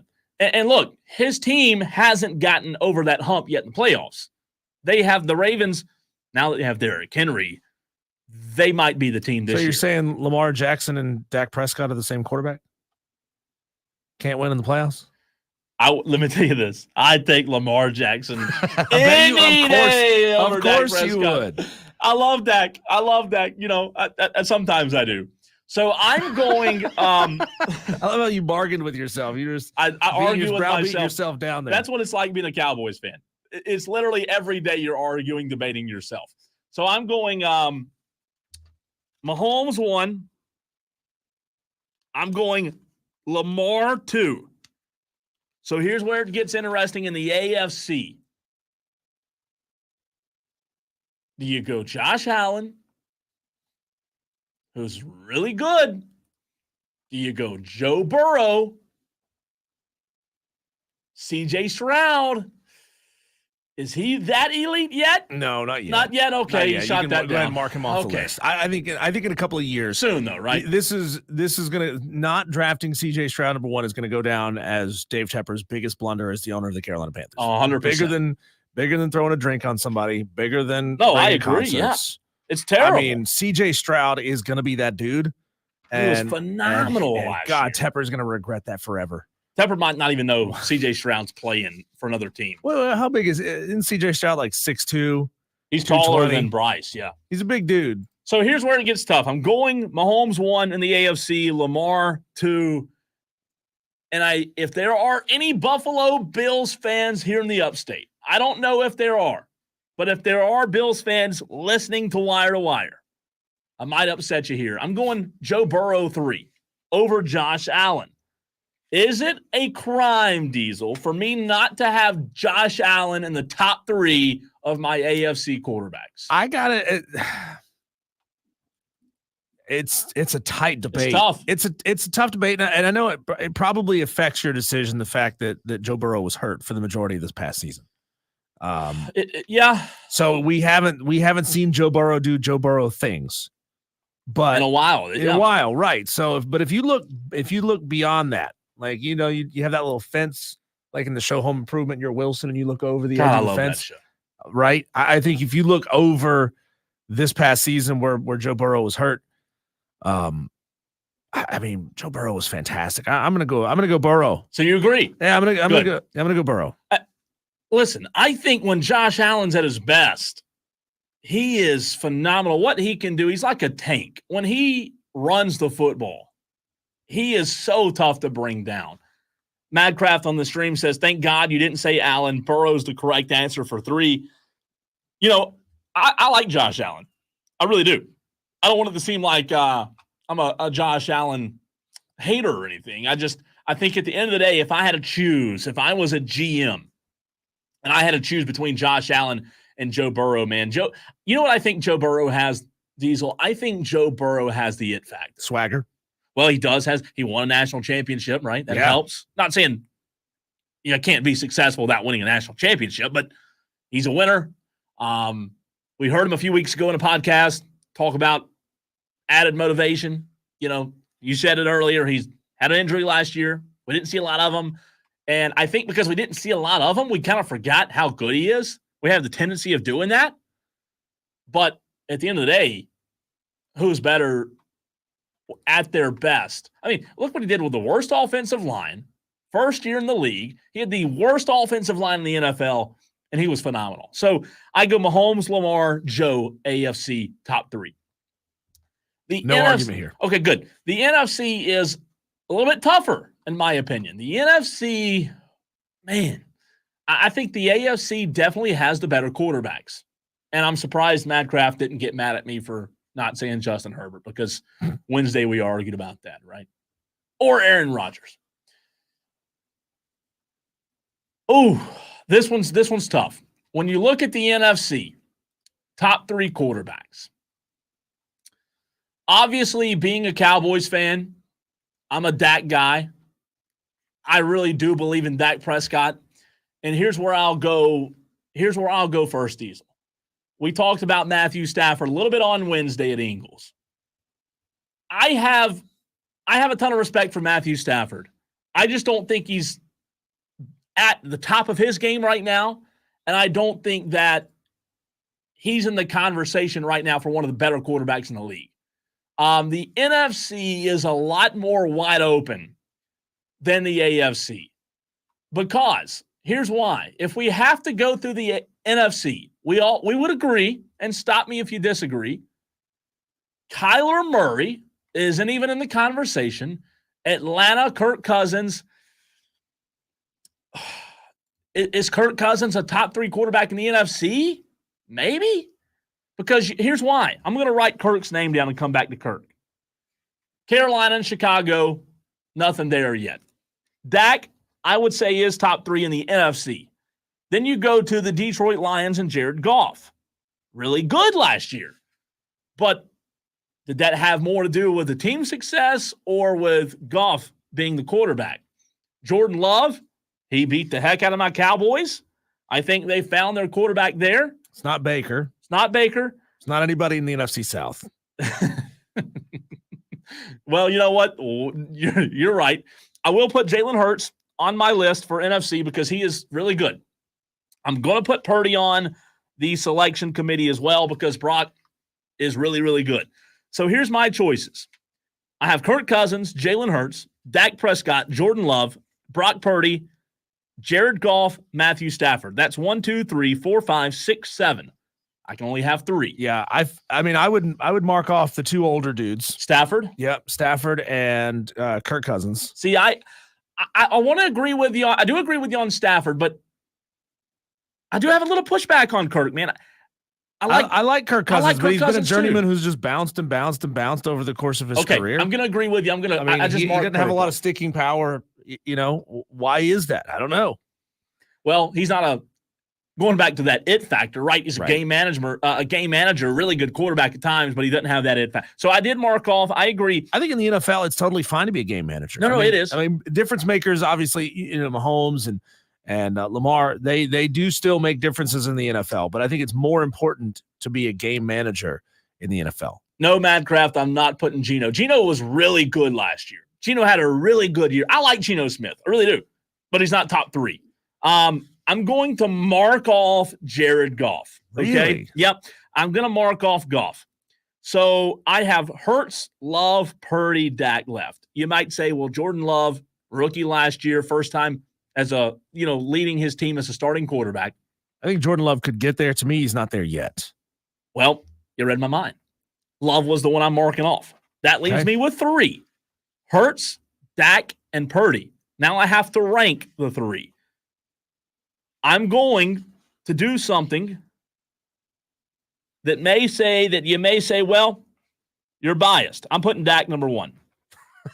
I am. At Dak Prescott last year, best quarterback in the NFL, not just the NFC. I'm putting, I am biased. Okay. I'm not going to dance around it. I'm putting Dak number 1 in the NFC. I'm putting Hurts 2, and I'm putting Brock Purdy 3. See, I'm pulling Dak Prescott all the way to the bottom of that list. 3? Yeah, I've got him 3. I've got Hurts 1, Brock Purdy 2. And this season, Brock Purdy, if he can show me it again. Oh, yeah. Then you're showing it to me a couple seasons in a row. It's tough when you don't have a whole lot of data on a couple of these guys. You got a lot of data on Dak Prescott. We know exactly what Dak Prescott is. Been in the league a long time. And exactly what he can achieve. So I can't put him number 1 quarterback in the NFC just because there is a very real ceiling on Dak Prescott and the Dallas Cowboys. Jalen Hurts is good. I like Jalen Hurts. I really do.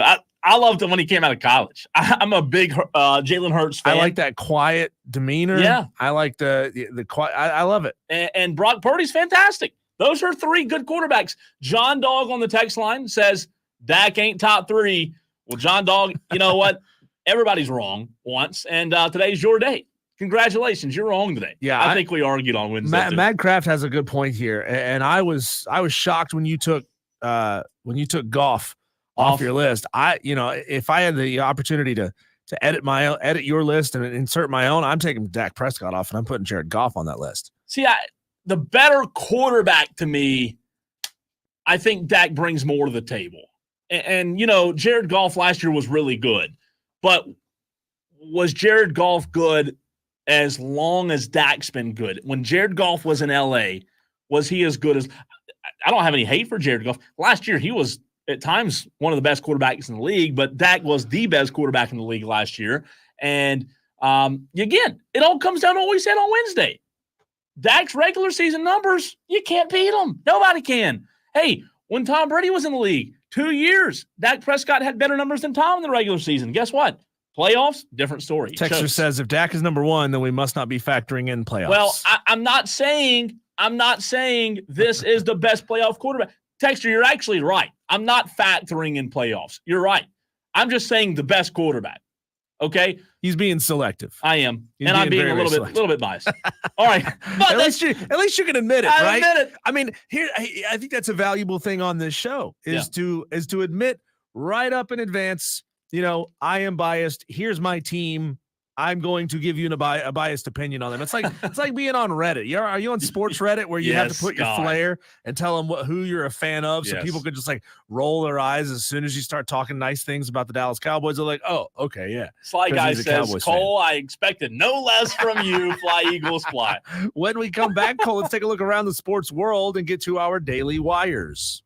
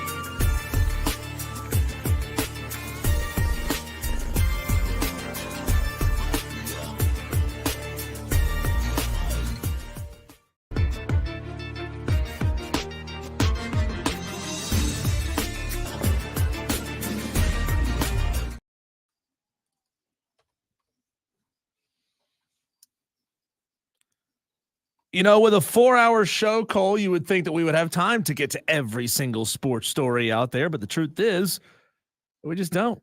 We don't have time. Not every one of them. Package it together in a special segment that we call our Daily Wires. Buzz. This is the buzz happening around the sports world. The Atlanta Braves have now dropped 2 in a row as they split the 4-game series with the Diamondbacks losing last night 1-0. Couldn't muster a damn run. That's pitiful, isn't it? It is pitiful. I would hate to lose 1-0. Imagine dropping, $40-$50 on a baseball game ticket, especially if you're taking the family. Now you're $200 in plus, and you go watch a lame ass 1-0 baseball game. Just sucks. Imagine getting paid millions of dollars to hit the ball, and you can't hit the ball when there's a runner on. Do the Atlanta Braves have a call-in show? Oh, I'm sure that morning show at 680 The Fan was. Do we know if Tyler would call up and say, "Why, if we're paying you all this money and you can't even hit home runs, why are we paying you, Tyler?" The Phillies swept the Dodgers this week, so the Phillies are great. We all know it. They just keep winning. Isn't it great to watch the team ahead of you in the rankings and the standings just keep winning while you lose? The Dodgers, man. Like, come on, bro. LA. Y'all can't even get one freaking win. Right? Tyler. South Carolina has won a big old recruiting battle against Penn State, and they have landed a 4-star wide receiver named Lex Cyrus from Harrisburg, Pennsylvania. Big shout out to the Gamecocks for getting him. I would assume he's the class of 2025, or is he class of 26? 25. Okay, he graduated. He'll be a senior. You better hang on to him, so, South Carolina. Listen, a lot of people are going to be coming after him. There's a big difference in what this receiving coach is doing at South Carolina. Mike Furry, former Limestone coach. Like, I'm telling you, we said it when it happened. That was a really good hire for South Carolina, and he's already getting some. This kid's good, really good. Yep. As the recruiting battles continue to heat up, Cole, this is a fun one. 5-star wide receiver Caleb Cunningham shared a photo of him working out with Alabama gloves on. He is not yet committed, but in this particular photo, he's rocking Alabama gloves and Oregon green cleats. Now, it could just be that he's rocking the green cleats, but that is a very, very specific color of orange. It is, isn't it? And you know what? As these guys get better and better and sneakier with their teases of where it is they might go, I mean, I have to believe that the green cleats mean something, right? That's just a terrible combination, though. It's not attractive look. Ooh, that's rough. Yeah, I'd have to look up and see what schools he's looking at outside of Alabama. Maybe it's just a pure coincidence, but he could have been wearing black cleats or white cleats, and he wouldn't have been repping any team at all. True. This one's sad. Longtime NFL defensive coordinator Monty Kiffin, who was Lane Kiffin's father, passed away last night at the age of 84. That is tough, yeah. Man. I didn't realize he was coaching for as long. I was looking this morning, man.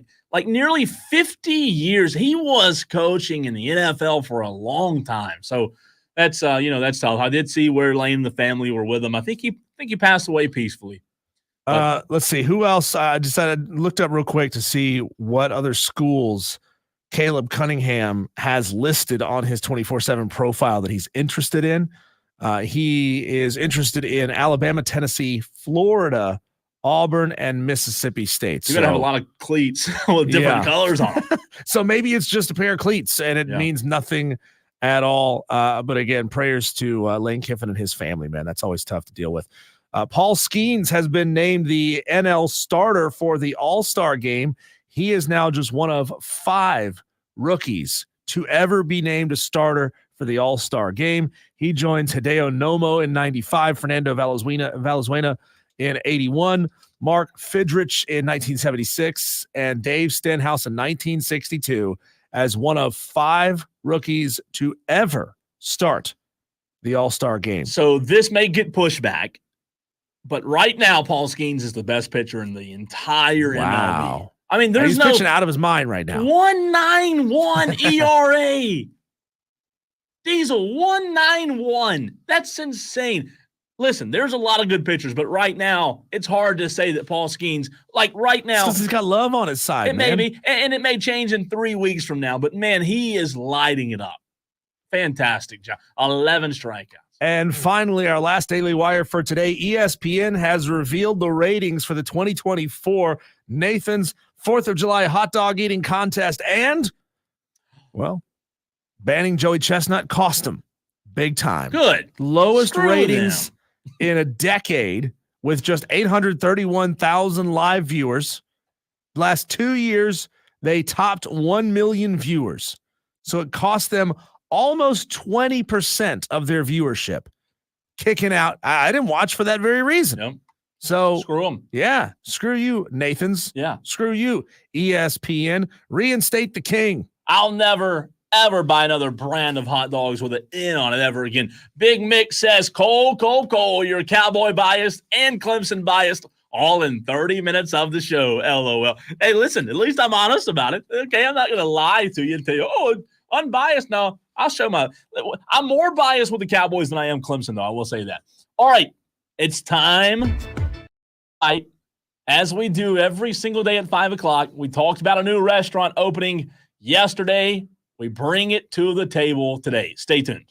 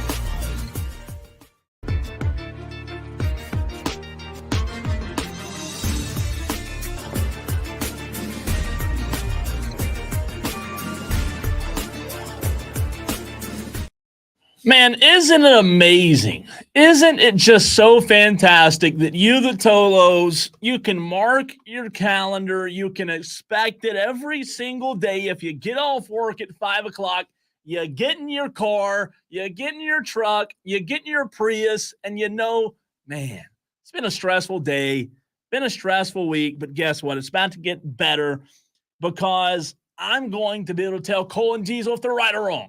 I'm going to be able to tell Cole he's wrong. That's all I get every day on the 5 o'clock fight. Diesel wins. I don't know if I've ever won a 5 o'clock fight. It feels like sometimes. But you set your... What can I say, Cole? I am a master debater on this show. I was going to say a winner. A cunning linguist also. I was going to say a winner, but I like those better. So you're right. We're glad you're here. It is 5 o'clock. And without any more hesitation, let's get this thing rolling. It's an all-out slugfest, and nobody's leaving unscathed. 3 topics, 1 winner. It's the 5 o'clock fight on Wire to Wire with Diesel and Cole Bryson on the Fan Upstate. Well, if you had heard me say Tolos and you don't know what that meant, that's what you are, the audience. You're Tolos. We ask you to turn it on and leave it on. 3 to 7 every day right here on the Fan Upstate. If you're new to the program, 5 o'clock fight. What happens is there's 3 rounds. Diesel and I will disagree. We will debate each other on every single round. We have to disagree. You, the Tolo, you get to decide who wins and who loses. Well, how can you decide? I'm glad you asked. Text line's open. 71307. Start your text with the word fan. You can also hop in on the stream. We're live on Twitter, Facebook, and YouTube every single day. You can also put your winners and losers in the chat. Let's get this thing going with round 1. Round 1, fight. Diesel, we talked about yesterday a new restaurant coming to the Upstate in Whataburger. This question's very fascinating. Round 1 of the 5 o'clock fight today.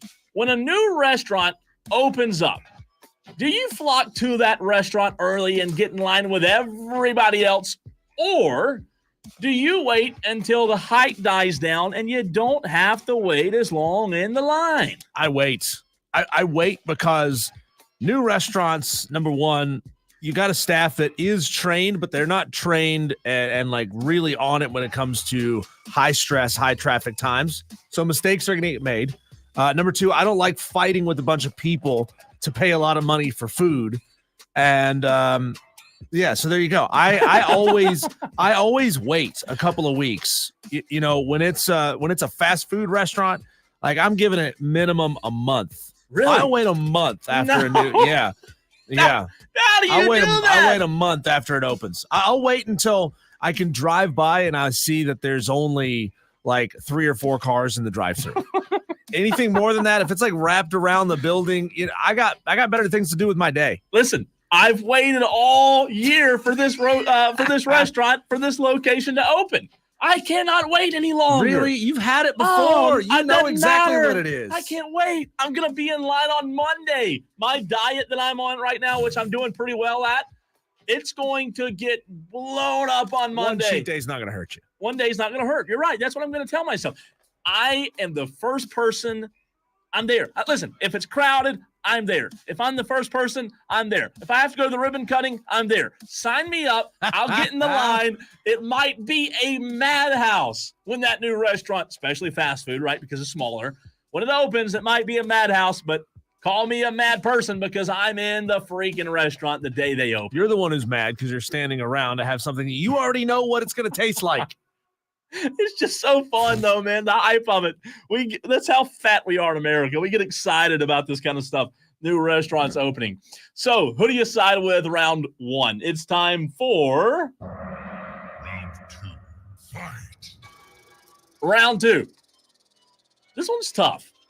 Very, very tough. Diesel, what sucks more? To have your favorite player retire suddenly while there's still a little bit of gas in the tank, a little bit of ethanol still, circulating the tank? Or does it hurt more to watch them slowly diminish and drag their career out for a few seasons too long? It sucks to watch them drag it out. right? Because you know how good they were. You know that, the narrative online and social media posts and on ESPN and SportsCenter is going to say, well, he's out there, but he's not really playing like he did in 2005 or 2010 or whatever it might be, right? Like, it sucks to watch that happen. You don't like to hear somebody say this guy that you knew used to be great has just fallen off and can't do it anymore. You know what? I think of Kobe Bryant in this situation, someone who did exactly what you just said. He drug it out, wasn't good, and a lot of people said he should have hung it up earlier. Wasn't there that game in his final season where they basically let him score like 80? This is his last game. His last game. Yeah. Oh, Yeah. I mean, that was pathetic to watch. Here's the deal. If I'm a player, especially in the at the professional ranks, which I don't know if you know this or not, I have never been, but I would be so upset. I would not be able to go to sleep at night if I felt like there was still gas in the tank, if I still felt like Tom Brady did 2 years ago, and I can't sleep because I know there's still a little bit of that gas left, and I want to get out there and I want to compete. I hear you. I don't love seeing them drag their career out, but at least I'd be able to sleep at night and say, look, I gave it all I had. I stayed till the finish line. I could not live with myself if I gave it up and still had a lot more left in the tank. We talked about those players yesterday who several of them retired before they were 30, which blows you away. Like NFL players retiring before they're 30. That's still young. It is.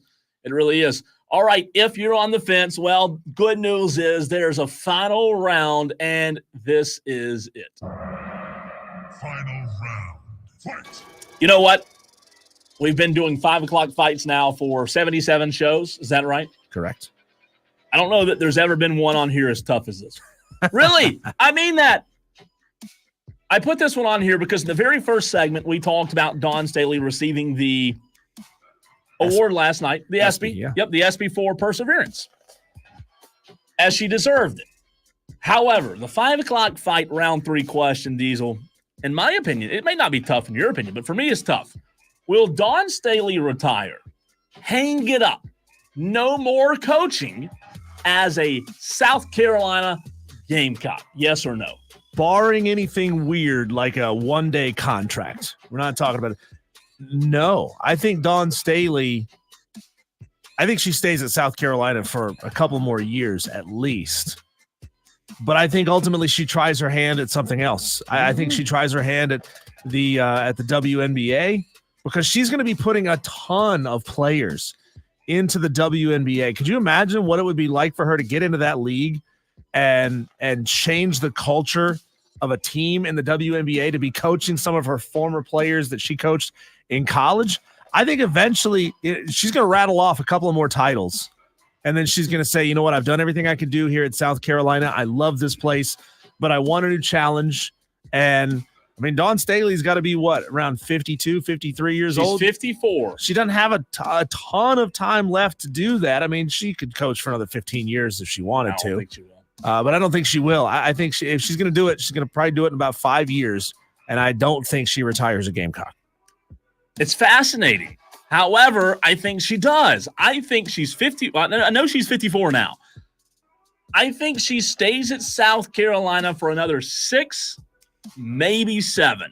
And to your point, I think she does win another one, maybe 2 at South Carolina. But by the time she's 60 or 61 years old, I don't know if Dawn Staley at that age would still have the desire to make a completely new coaching change, go into the WNBA, feel like, hey, if I'm going to do this, I've got to give it 6, 8 years to be good at it. I don't know if she would do that so late in life. Maybe she does. I think what she's built at South Carolina is so special that she will hang it up as a South Carolina Gamecock. It would be tough, though, man. I would love to see her do that. That would be very poetic, but I just don't know that that's what happens. Quick recap. In case you just tuned in, this is the 5 o'clock fight right here on Wire to Wire. Round 1. When a new restaurant opens, do you flock to it early or do you wait until the hype dies down? Diesel says, you wait till the hype dies down. I say you flock to it. Hey, birds of a feather, they soar together. I'm going to the restaurant. Get in line. Round 2, what sucks more? To have your favorite player retire early while there's still gas in the tank, or watching them slowly diminish and drag their career out? Diesel says it sucks more to see him drag it out. I say it sucks more to see him retire early. Round 3, will Dawn Staley retire, hang it up as a South Carolina Gamecock? Diesel says no. I say she will. What do you say? Get those phones out as long as you're not driving. 71307. Start your text with the word fan. And if you want to suggest a fight, you can do so here. What do you want Diesel and Cole Bryson to fight about next? If you've got an ass, I'll kick it. Submit your topics to Diesel at thefanupstate.com. Subject line, fight on the Fan Upstate. Did you slide on Wednesday when we were at Ingles? Did you slide Corn Chip some money? No, I didn't. Are you sure? Corn Chip is just a fine gentleman who makes really great decisions, and he just so happens to think in much of the same way I do.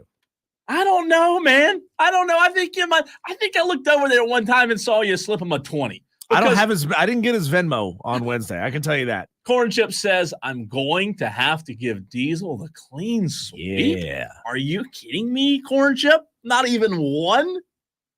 That's insane. Sucks to suck. I told you you pay this audience off. I swear you do. John Dog is with me again. Oh, John Dog says Diesel wins round 1. Diesel wins round 2. Diesel wins round 3. You got Cole 2 knocked sweeps? out like the Cowboys in the playoffs. You know what, John Dog? You made your mind up earlier when we were talking about the Cowboys, didn't you? He can't be bought. Okay. John Dog, also an unbiased individual. I've never met John Dog. If you come to Ingles, John Dog, I have to slip you up. John Can't Dog, afford the 20 like Diesel. which Ingles are we going to be at next week, Cole? No Ingles next week. No, yes, there is an Ingles next week. What? Yeah, remember it's because we've got ACC Media Day coming up. Are you kidding Next week, we're going to be at the Ingles at 410 Pelzer Highway in Easley. So you Tolos who live in and around Easley, come see us. So we're going back to back at the old Ingles because the next Wednesday we're at ACC Media Day. Oh, yeah, we are. How about it? All right. Where did we leave off? We left off with 491. 491. Excuse me, 915. 915 is my guy or lady. Don't know which one you are because you didn't put your name. But Diesel round 1, Cole round 2, Cole round 3. Doesn't count if there's no name on it. Doesn't count. It could be anybody. It could be your mom for all we know. You're like the mad 5th grader playing Monopoly, making up rules as we go. I'm still leading you though, 2-1. You are in the final score so far. Cat and Greer. Mm-hmm. Cat, number 1, I haven't seen your name a lot on the text line, so we appreciate you listening. If you are a new Tolo, I think if she's a lady, her vote counts twice, right? I'm not even reading it. I'm not going to read it. Cat with a Diesel clean sweep. Yeah. Come on. Meow, Cat. Do you guys really? I mean, nothing. You don't think Dawn Staley will stick it out at South Carolina? Gordon on the stream just says Diesel. Are you just trying to get my attention? Are you giving me a vote for 1? Are you giving me a vote for 3? Gordon, you got to help us out. Must be. He might be saying you get the win. Madcraft is going with you. Madcraft. Is it because I didn't say Miami had the best uniforms in the ACC? He says Diesel wins round 1. Cole wins 2 and 3. Madcraft, I appreciate you today. And I take back what I said about you being an idiot earlier. we were going back and forth at it. Steven, you're all over the place. He says, although I agree with Cole on questions 2 and 3, his take was so bad on question 1 that he's given me the clean sweep. Wait a minute. What do you mean when one take was so bad? You don't like going to a restaurant when it opens? You're going to wait a month? You might be dead by then? I mean, who knows if we're going to be alive tomorrow or not? I'm not going to wait. If I'm going to get fat and go to the new Whataburger, I'm going to go today or Monday. Steven, you went with So you're gonna be there in a long ass line. Yeah. Like you're gonna budget extra time. Because if you're gonna go get Whataburger, you're probably gonna either get it for lunch on your way here, Are you going to get it for dinner on your way But out? I was just talking yesterday about how good their breakfast is. You never know. Or like you going to try to go in off hours when you know it's probably not going to be as good as it could be? I might just stay there all day. Just do the show remotely. He's going to call up Diesel. I'm sick, man. I can't be there. Chuck Johnson on Facebook says Diesel round 1 and 2, giving Cole round 3 just because the sweet tea comments are still killing me. So now we're not even being petty for the same days set of questions. Now we're going back days in the past. Chuck, you know what? He's mad about your sweet tea. Chuck's still mad. You're cutting that tea, man. Stay Don't mad. cut that tea. Stay mad, Chuck, with your diabetes. But he did give me the win today. All right, Wilford Brimley. God, Your diabetes. that's unbelievable. I got just whooped. Demolished. I don't think. Let's see. Demolished. I think one texter and one Tolo on the stream went me today, and that was it. This is embarrassing. Embarrassing, I tell you. So I'll try again on Monday. We'll see. And show number 78. By the way, show 78. Crazy, right? Wow. Time flies when you're having fun, right? Doing the math here. 77 shows. How many hours of radio have we been on together? Can you do the math in your head? Take a while. 77 times 4? 77 times 4. Diesel, I was terrible at math, but just give me a second, okay? It is a 3-digit number. Hold on, I got to do this. The last digit's 8. It is 8. Give me a second. 328. No, 308. Where'd I get the 2? Where'd you get the 2?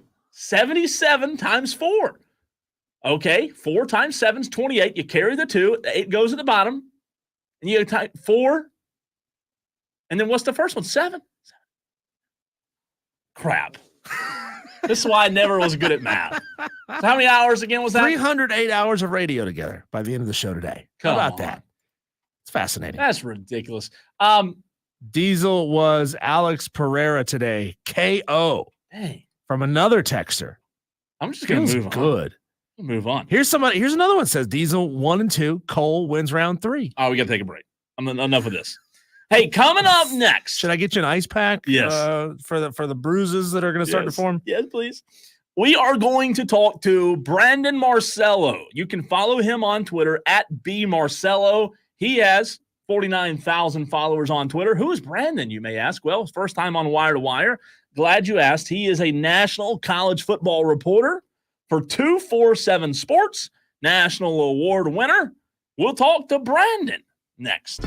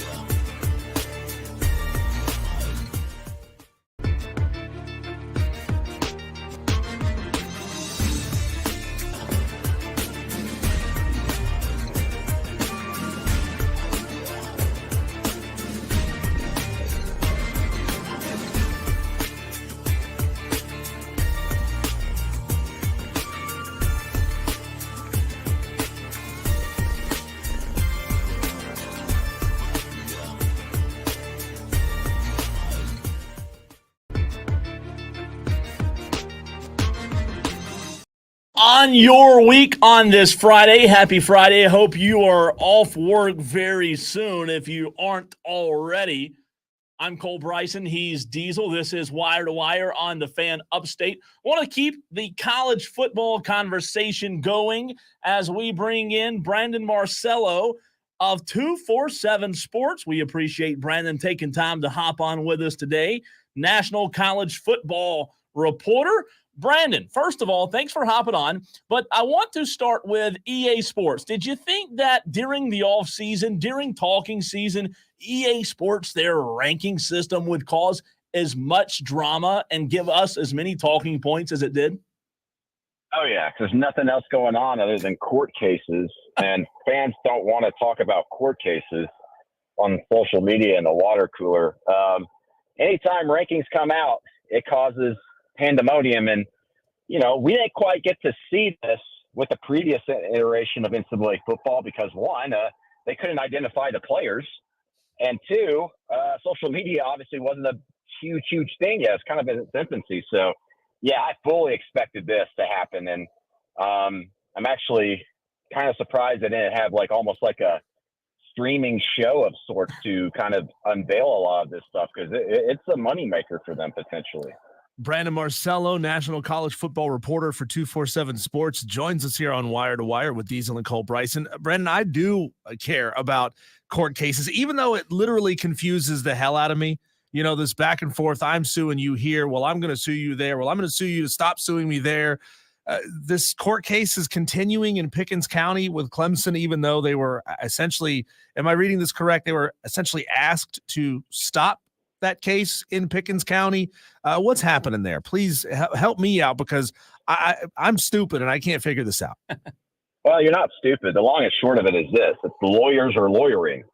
They're trying to drag this out as much as possible. They're trying to get as favorable of a location for the court case to be heard in front of a judge they want it to be heard in front of as possible. And that infighting, I shouldn't say infighting, but that fighting between Clemson and the ACC and Florida State and the ACC and Florida State and Clemson against the ACC and vice versa will continue, and as long as they can. I think the biggest development, honestly, is some of the redacted language coming to light in the ESPN contract with the ACC as Clemson tries to make sense of the actual legalese that's in those contracts. For example, does the ACC actually legally, and by the interpretation of a judge and the law, do they still legally actually own Clemson's media rights for home games if Clemson leaves the ACC? Because one could read it now, according to the language that's been released here recently, that's been unveiled finally, that's been redacted.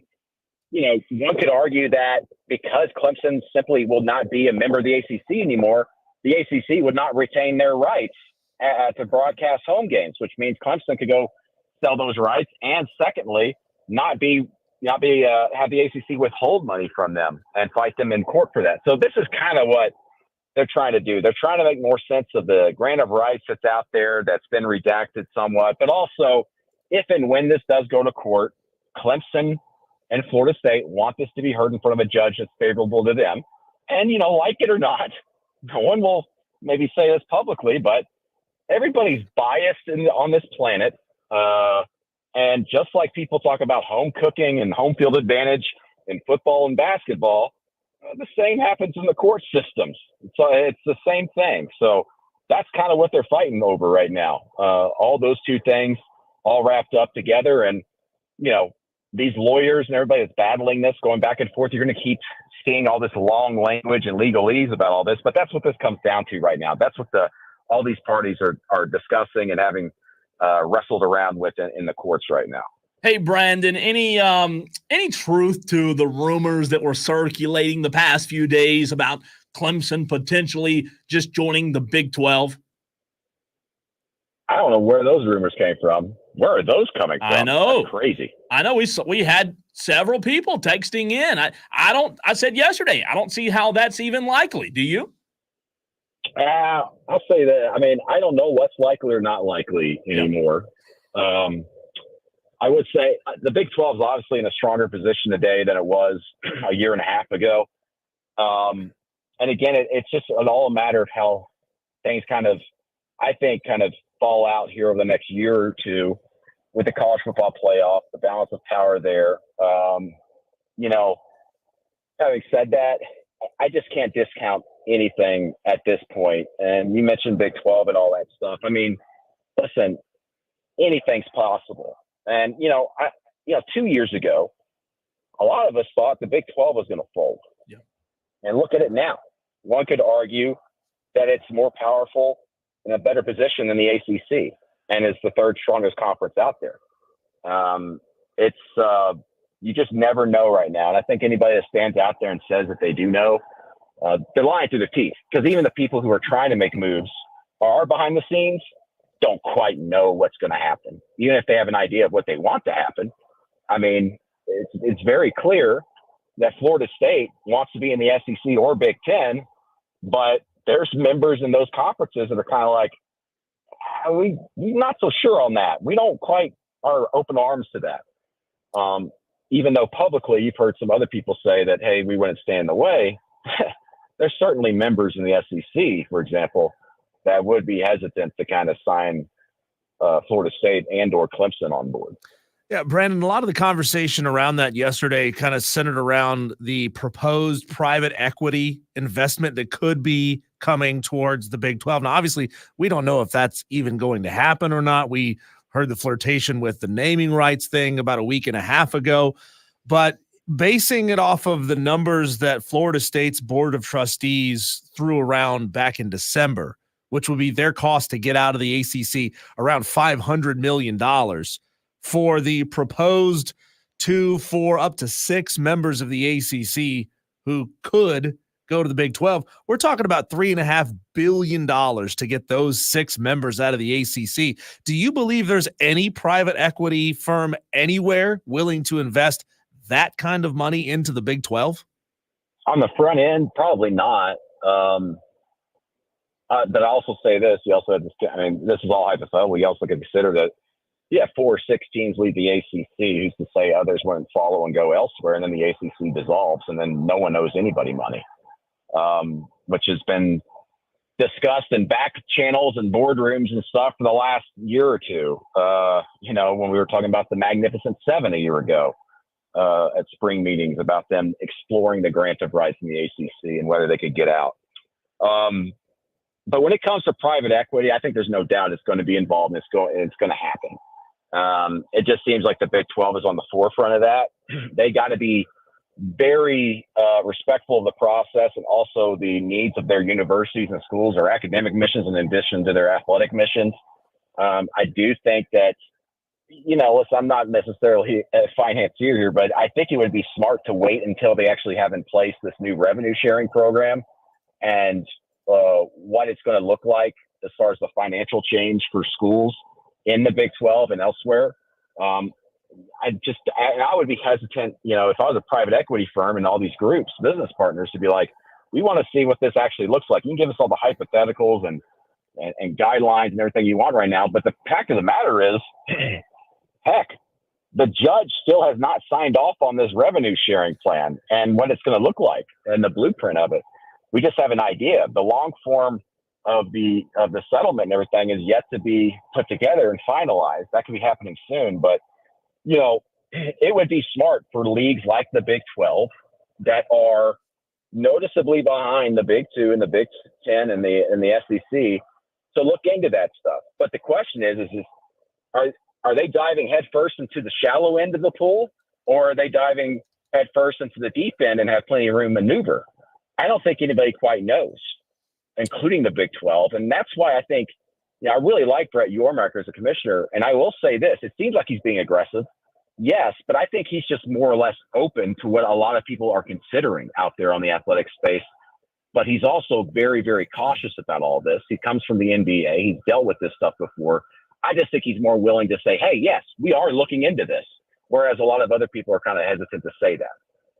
Brandon Marcello, national college football reporter for 247 Sports. Hey, Brandon, let's do a little foreshadowing, a little predicting, if you will. SEC Media Days next week, and then the following week will be at the ACC Media Days up in Charlotte, not far from here. But if you had to predict the top storylines coming out of both media days, both the SEC and the ACC, what would Brandon Marcello say we'll be talking about 3 weeks from now from both prospective conferences? Yeah, potentially I think of the SEC, it's just going to be Texas and OU on the big stage and how they maybe try to steal the show a little bit. Rarely do we actually get anything crazy to come out of these media days anymore. In the ACC space, I do think those conversations will still be steered quite a bit by Florida State and Clemson fighting with the ACC and what that looks like. What's so great about college football when you talk about on the field stuff now is seeing players move around from team to team, and you see a lot of familiar faces at rival schools. So, for example, DJ Uiagalelei being at Florida State, I think, is a storyline that's probably not getting enough attention right now. And he's not going to be at ACC Media Days, but I guarantee you he's going to dominate the conversation quite a bit. He's going to be asked about at Florida State and also Clemson. But I would say those things, in addition to kind of just the low hum in the background, which is going to be revenue sharing. Which schools are going to be all in on that? Which schools are committed to going the full extent of that, paying $20 to $22 million a year, et cetera. But, for me, I can't wait to go to these events and actually talk to the players and the coaches about X's and O's and their personnel and their teams this year. It just seems like the last year and a half, guys, we've been, and probably rightfully so because it's news, but we've been so focused on what's happening off the field and NIL deals. Like, I still don't understand, and it's just me maybe, I still don't understand why people, I don't know if maybe people are, maybe the media is making a bigger deal out of it than it is really. Why are we obsessed so much about how much players make in NIL? Like, who cares? Like, why is it an obsession to talk about other people's money? I mean, when you're out there watching a player and he gets an 11-yard gain, are you sitting there going, well, he may have been like a 14-yard gain if only he was getting $10,000 extra a year? I mean, we're not talking about how much a player gets paid on game days. I know we got to have to fill the space every single day with something to talk about, but man, some of this extra, I call it white noise going on in the background, is dominating the conversation rather than being in the background. And I'm just ready to talk football with these guys here in the next couple of weeks. Brandon Marcello, 247 Sports, joins us here on the Fan Upstate. Which school relative to its 2023 and 2022 success do you think, after they've just lost a head coach this season, and I'm thinking Duke and I'm thinking Washington and other schools like that, which one do you think kind of maintains their relative level of success the best? That's difficult. Alabama, I'd say. I still think they're going to be a 10 or 11 win team this year. It's a smaller school, but no one talks about it. But Troy in the Sun Belt is one. They lost their coach to Tulane. I think they're still pretty packed and equipped to sustain that. But yeah, I really lean heavily into Alabama. I think Duke is probably going to take a little bit like a half step back this year, just because, goodness gracious, when you lose a head coach like Mike Elko, but also your quarterback, who's just a really great football player and is going to do big things for.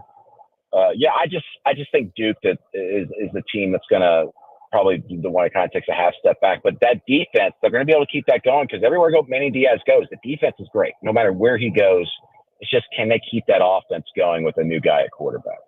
Brandon, my last question for you. Obviously, with us being here in the Upstate, 45 minutes from Clemson, we talk about it a lot. But from someone like you who covers college football from a national scale, what do the people in the media, other coaches, and the people that you talk to on a daily and weekly basis think about Dabo Swinney's future at Clemson? We know that he's in the headlines now because of his refusal to adapt and use the portal. But is there as much conversation about Dabo nationally as there is locally?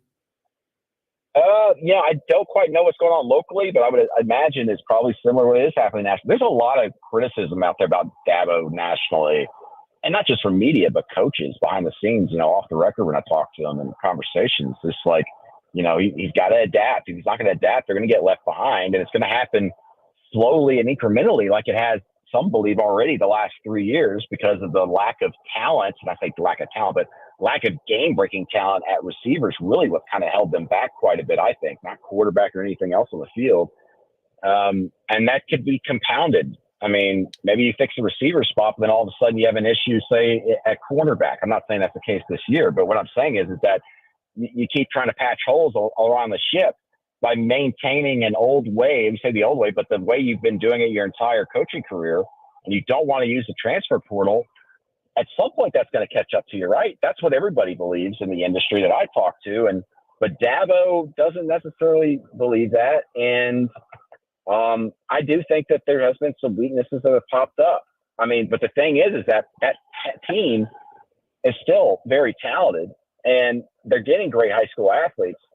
And I'll say this also, they're some of the better developers when it comes to high school players to the time they leave school there at Clemson. But the thing is like, if you keep losing players to the portal, because everybody loses players to the portal, you got to backfill that. And backfilling that simply by going with the high school players, you know, those guys aren't necessarily all ready to play day one, and that might catch up with you. And, you know, it hasn't hit Clemson substantially hard, but I think a lot of people think, I'm not say I think, but I know from talking to other coaches in the industry that they believe that Clemson just continues to kind of get chipped away at here. I think this is a huge year for Dabo and Clemson to show. They got to show some life to get back in that ACC championship hunt. Thing is, they're still a playoff quality program, especially with it being a 12-team playoff. But you know, I would think Clemson fans are going to be sitting there going, "Man, we really want to get back to winning 11 games this year." And you know, that's the thing. That's when you build in those expectations to be a playoff team. Man, it's hard enough to match that, but to do so and doing a different approach with recruiting, it's certainly one of the top. When we actually talk about storylines that matter on the field stuff, it's one of the more fascinating approaches and storylines in college football right now. And I'm looking forward to seeing what Dabo and crew do this year and here in the next couple of years. Brandon, fans believe wholeheartedly, and I've seen this on a dozen or more message boards, that ESPN pulls the strings when it comes to conference realignment, and that they can tell a conference who to invite, and that's just it, right? Like they control all of this. Number one, does ESPN have any real interest in doing that? Number two, do they have the power to do that? And then bringing it real world, number three, where are they in the Clemson, Florida State ACC debacle?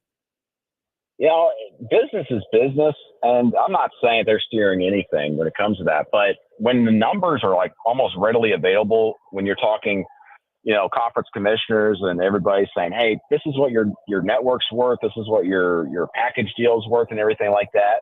And then say if a conference itself goes, "Well, what if we were a 16-team member conference instead of 14? And what if we added teams that were of a certain value, similar to, say, you know, these two members we already have currently in our conference?" You know, and ESPN or Fox would do their due diligence and say, "Well, it'd probably be worth this." So I'm not saying I think it would be premature on anybody's end. And I've never heard anybody say ESPN's the one steering this or Fox is steering this. I just think that the numbers are the numbers. These conferences and the networks do their research and understand what teams are worth to financial packages and media packages. And when things are moving in the background, for example, the Austin case, the potential of the college football playoff expansion to 12 teams. I'm talking about years ago, 3-4 years ago, when we saw the SEC make its big move. You see that, and then the potential of more of revenue sharing, and players are starting to be paid through NIL, and we didn't know if maybe that would transition to universities actually have to pay these players at some point, which just seemed like the next logical step. These conferences had to kind of start preparing themselves. We need more money. How do we get more money? Well, one of those things we could do is add high quality programs to our conferences and make our media rights deal much more lucrative to our media partners. So I think everybody's got a hand in this, but I think the idea that just, you know, ESPN, these big wigs at ESPN or Fox or whatever, are just sitting in a boardroom going, "You know, it'd look awesome. It'd be awesome if we just had a super league, right, guys? Let's do this." And, you know, they're lighting their cigars. I think that context is king in all this. And I think there's just been so much change in college athletics the last 5 years. It's all kind of led to this. It's not necessarily just one network or networks pulling the strings. Brandon, fantastic stuff. We really do appreciate you taking time to hop on with us here in the upstate of South Carolina, and we look forward to talking to you again soon, man. All right, thanks, guys. Thank you. That is Brandon Marcello, 247 Sports. A ton to break down, Diesel. Yeah, I mean, that's for sure. That was a very juicy, informative interview. And, man, there's a lot to get to. Just reaction-wise. Yeah, we're going to spend some time in the next segment doing exactly that. Get your reactions as well, you Tolos. So what you just heard, hit us up on Facebook, Twitter, or on YouTube on the live stream, 71307. Start your text with keyword fan. What did you think about what Brandon Marcello had to say? That's coming up next on the Fan Upstate.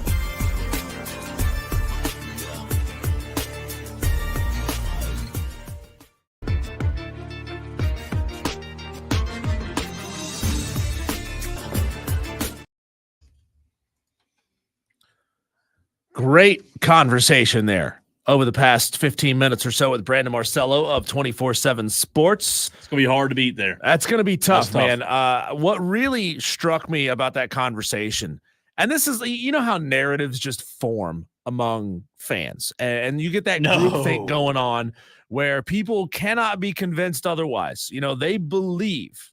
It was that last question that I asked them there.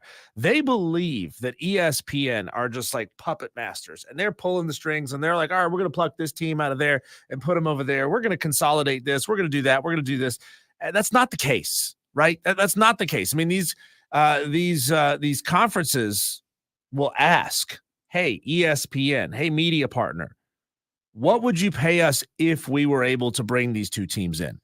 But it's not that media partner saying, hey, we're going to cannibalize from one of our conferences. If we're talking about ESPN and the ACC has a deal with the ESPN, we're willing to cannibalize one of our properties to benefit another one of our properties. So, because then you got Clemson and Florida State, just to keep it with this example, you would have ESPN saying, hey, guess what? We're willing to pay triple for Clemson and Florida State.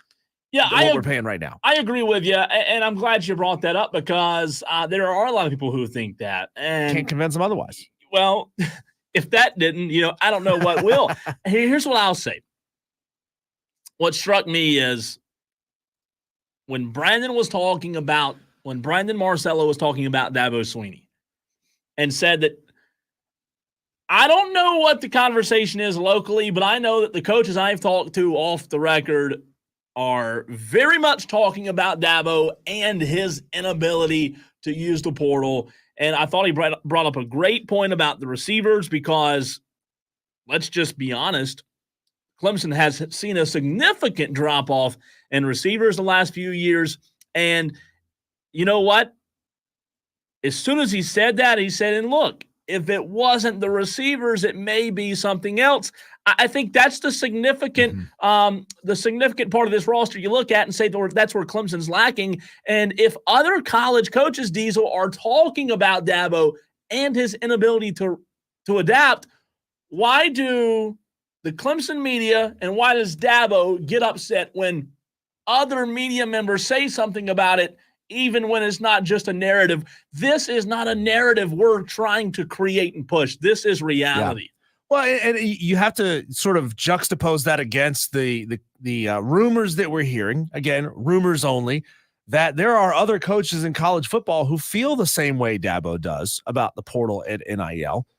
But Dabo is the one who is digging his heels in and saying, I'm not going to do it. That's right. And it's not, let's be real, it's not like Clemson doesn't have the ability or doesn't have the funds to go and tap guys using NIL offers.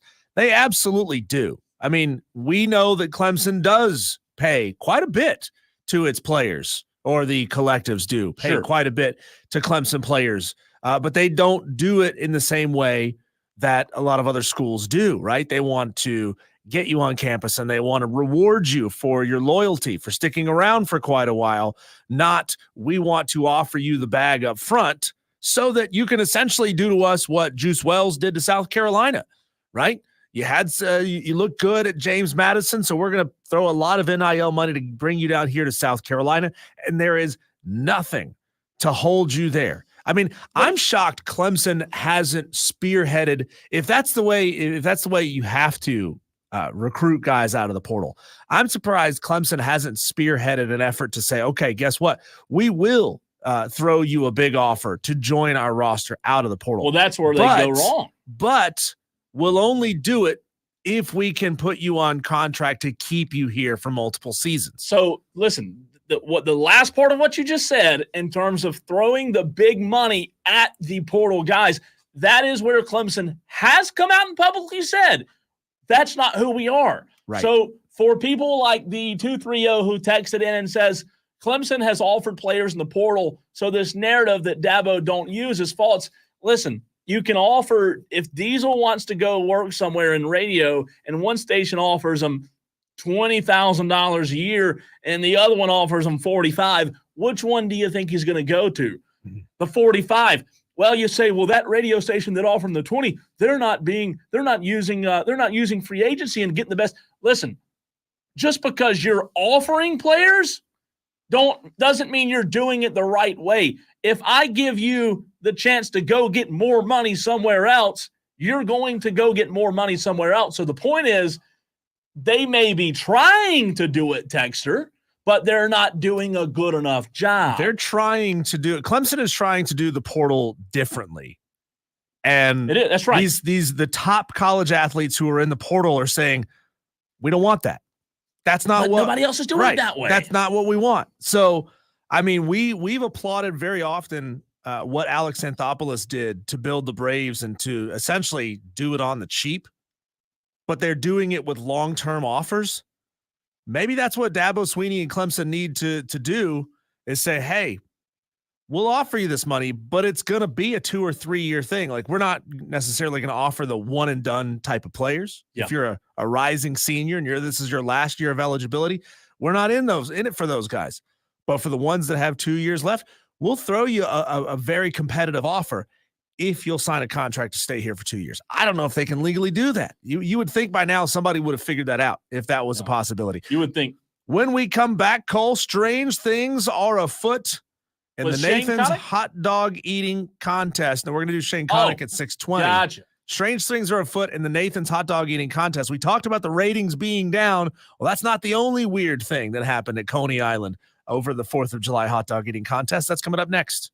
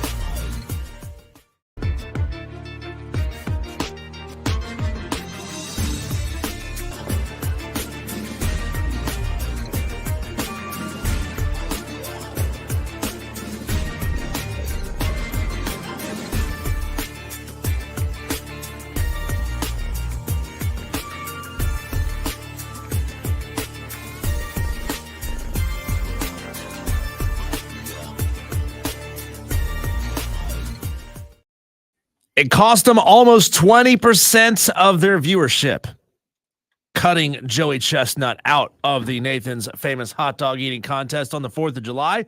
That'll show you can't tamp down a star forever. Man, Nathan's is just taking it on the chin in the ratings. Lowest ratings in 10 years. 2 years in a row, they were over 1 million. This year, 830,000 viewers on the 4th of July. I mean, you say that like you may look at that and say, all right, 170,000 viewers. That's not that many, especially nationally. It's 20%. That's a lot. But Cole, that wasn't the only thing odd that happened at the 2024 edition of the Nathan's Hot Dog Eating Contest. There are allegations of cheating, jealousy, so much going on. This is interesting, Cole. 4th place finisher Nick Wary. I assume that's how you say it. We're going to say it that way for the rest of the segment. Nick Wary is facing allegations of cheating at the hot dog eating contest. 2 anonymous sources reported that a video showed Wary moving an additional empty plate onto his stack of empty plates in front of him after the competition had ended, thus increasing his score by 5 hot dogs. So you got to play. Here's how they score it. You can't keep track of that many dogs, or otherwise you'd have to have a judge just sitting there checking off one, for each competitor. So what they do, Cole, is they go by the plates in front of you, and each plate has 5 hot dogs and 5 buns on it. So if you have 3 empty plates in front of you, guess what? You have finished 15 hot dogs. But there are allegations that Wary stole a plate from the competitor beside him, put it on his stack, and got 5 more hot dogs added to his tally. And you might be saying, well, what's the big deal? Like, it's just an empty plate, right? It's just a contest. No, there's money on the line here. He won $1,000 for coming in 4th place. He would not have won any money at all had he not gotten credit for those 5 additional hot dogs. He got credit, Cole, for finishing 51.75 hot dogs, good enough for 4th place. The winner, who I guarantee you nobody has ever heard of, Pat Bertoletti, won the contest with 58.5 hot dogs. And he would have finished with, Nick Wary would have finished with, doing the math here, 46.75 hot dogs had he not stolen this plate.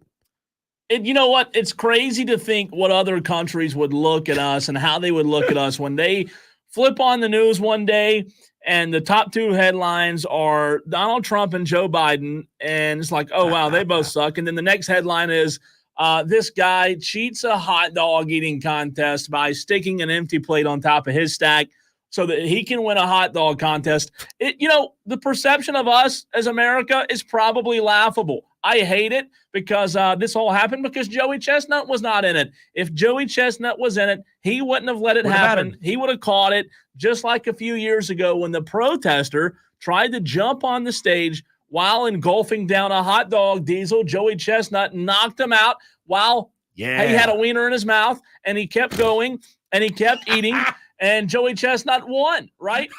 I'm just saying, it happened. It's true. Didn't miss a beat, did he? Didn't miss a Didn't beat. miss a bite. And it's ridiculous. I mean, yeah. I can't even believe this made a story, made a headline. So God. The plate in question belonged to Sean Yeager, who was in his first time competing in the Nathan's famous hot dog eating contest. He ate 38.5 hot dogs, but had he gotten his extra plate, had it not been stolen, allegedly, he should have finished with, doing the math here, 43.5 hot dogs. So you're right. This is what happens when you mess with the king, right? We're not paying attention to what we should be paying attention to, which is Joey Chestnut's greatness. Instead, we are paying attention to people stealing paper plates off of each other's stacks. So Nick Wary, the alleged cheater, said, quote, always recount. All of us at one point or another have been shorted a plate, double plated, etc. So he's using the Mike Gundy defense. It's happened thousands of times. I've had a couple of beers and gotten in the car thousands of times. He's taken that defense there. And it's the fact that $1,000 went into Wary's pocket because of this. That's why this is under investigation. And MLE investigated the event and said, quote, like many other professional sports leagues, loosely used in that terminology, it's our policy to not overturn judges' decisions after the final results have been recorded. So MLE, number one, you made the wrong call and you kept Joey Chestnut out of this. Number two, you're not even going to go back and investigate. What are you hiding? Why are you trying to sweep this under the rug, Major League Eating? That's what I want to know.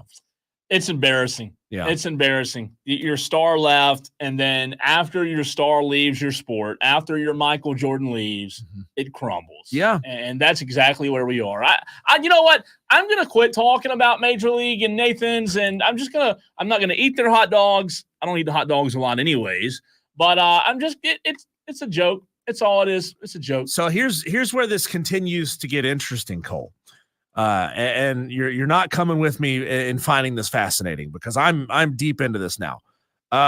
Nick Wary's wife, Miki Sudo, who is also a competitive eater, set the record for the most hot dogs consumed by a woman at 51 earlier this year. Until this event, Nick has never been credited for eating more than 50 hot dogs in an event. This event credits him with eating more than 50 hot dogs. So he now has surpassed his wife, Miki Sudo, for the most number of hot dogs they've ever consumed in a competition. I just want to know, Cole, do you think she recognizes his 51.75 hot dogs? Do you think she's a competitor. She competes against other females, I guess, in competitive eating. I'm sure she competes against her husband when they're at home training for this. She had the record. She beat him.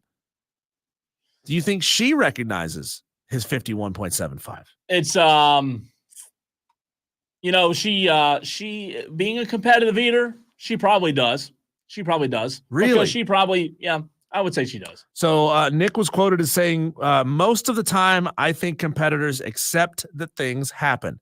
And if I wasn't caught in the moment, no different than other sports, it is what it is and stays, quote, on the field versus whining to the media for what you assume is cheating to try to take someone down that you don't like. So he alleges, Cole, that jealousy over his wife's accomplishments may be the reason why somebody is alleging that he cheated on the number of hot dogs that he consumed. There's an easy way to figure this out. Just go back and watch the footage. There has to be, like, these cameras, they don't move around from person to person. They focus on one place, and then in the truck, they cut from camera to camera to camera, right? Just watch the guy. Watch how many hot dogs he consumed. There's a very easy way to get to the bottom of this. Why are we not doing it? I guess it's not a real sport. So people aren't taking it serious. No defense, I guess. They're not taking it serious. Yeah. I don't blame them. So, I mean, there is some intrigue going on in this. You're not as enthralled with it as I am. I love the schadenfreude. Like you said, the fact that you bar the king from being in this event and then the whole thing goes to hell, right? This is what happens. Yeah. Major League Eating, you mess with the bull, you get the horns. I hope that Major League Eating will recognize that the numbers were down. It didn't have the draw. It didn't have the press. They really can't advertise and promote it the same without Joey Chestnut. Trying to cut together a supercut to advertise the event. Yeah. And not being able to put Joey Chestnut in the supercut. It is pointless. So my point is, I hope that they recognize that it was a flop and they say, you know what? We're going to call Joey. We're going to call these vegan dogs, these carrot dogs, whatever they are. We're going to call these people and have a meeting. Let's discuss this. Let's get Joey Chestnut back in because we say it all the time.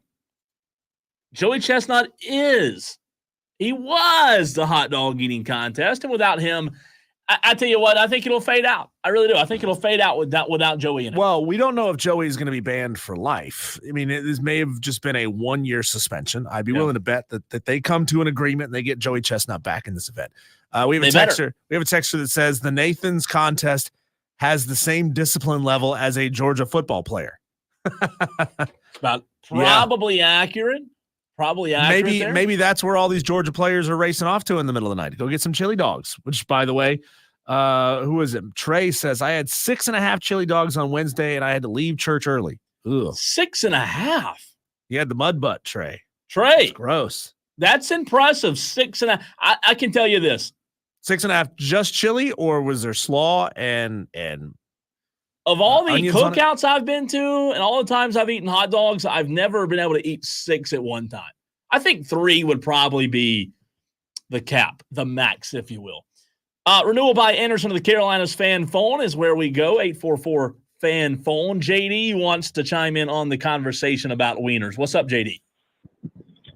Yeah, gentlemen. Well, I wasn't going to say that per se, but since you said that, hey, Trey, first of all, I need you to clarify, my good sir. I think I'll take my call if I didn't say that. But, Trey, I need you to clarify that. So when you say chili dogs, because, I mean, everybody's got a different definition of a chili dog. Were there wieners in there, or did you eat 6 sloppy joes on hot dog buns? People call a chili dog without a wiener? People, there's a discussion. We won't get into that. What I will say, though, is having the hot dog eating contest without Joey Chestnut is like leaving Santa Claus out of Christmas. I mean, come on, guys. Like, are you kidding me? Joey Chestnut, he didn't even have a contract with the Major League Eating League that we all just learned that there was. So he didn't even have a contract with him. And then, Diesel, I love the explanation of the rules. You did a great job explaining the rules. I was not aware of the plates thing and all that kind of deal. Did you guys hear, and I'll leave you with this one, did y'all see the lemonade chugging contest? Yeah, the fat guy threw up. Bro, how much lemonade could you guys chug? I need to know, because I think the winner was like 1.5 gallons or something, like 20 seconds. So I'll leave you with 20 seconds? Yeah, that's fast. Yeah. I like Chick-fil-A lemonade. I'm a Chick-fil-A lemonade guy. I don't know that I could chug it that quickly. JD, maybe you're more into the sport than I am. What are the rules about chugging lemonade in the lemonade chugging contest? Is it how fast you can consume a set amount, or is it how much you can consume in an amount of time? I mean, granted, I don't know. This is the first time I ever saw it. I just happened to see, because I guess it's a big jug, right? It's a big jug, and they give them gallon jugs. Whoever can get it gone first. And I think it was a time. I think they gave them, like I said, the 20 seconds or whatever it was. Ugh. It's like how much, and there might be even different aspects of it. There might be a minute long one. Like I didn't actually watch it, but I did just see the winner. And you saw the wiener? It's been a great conversation. But no, a wiener, yeah. Hey, yeah, that's what started the call off, so I'm going to leave it with that one. JD is a wiener. I'm out. Thank you, JD. Thanks for the call. You were talking earlier in this segment, Cole, about foreigners watching the Nathan's hot dog eating contest. What do you think the French eat for their eating contest? There has to be. Like, do you think they French fries?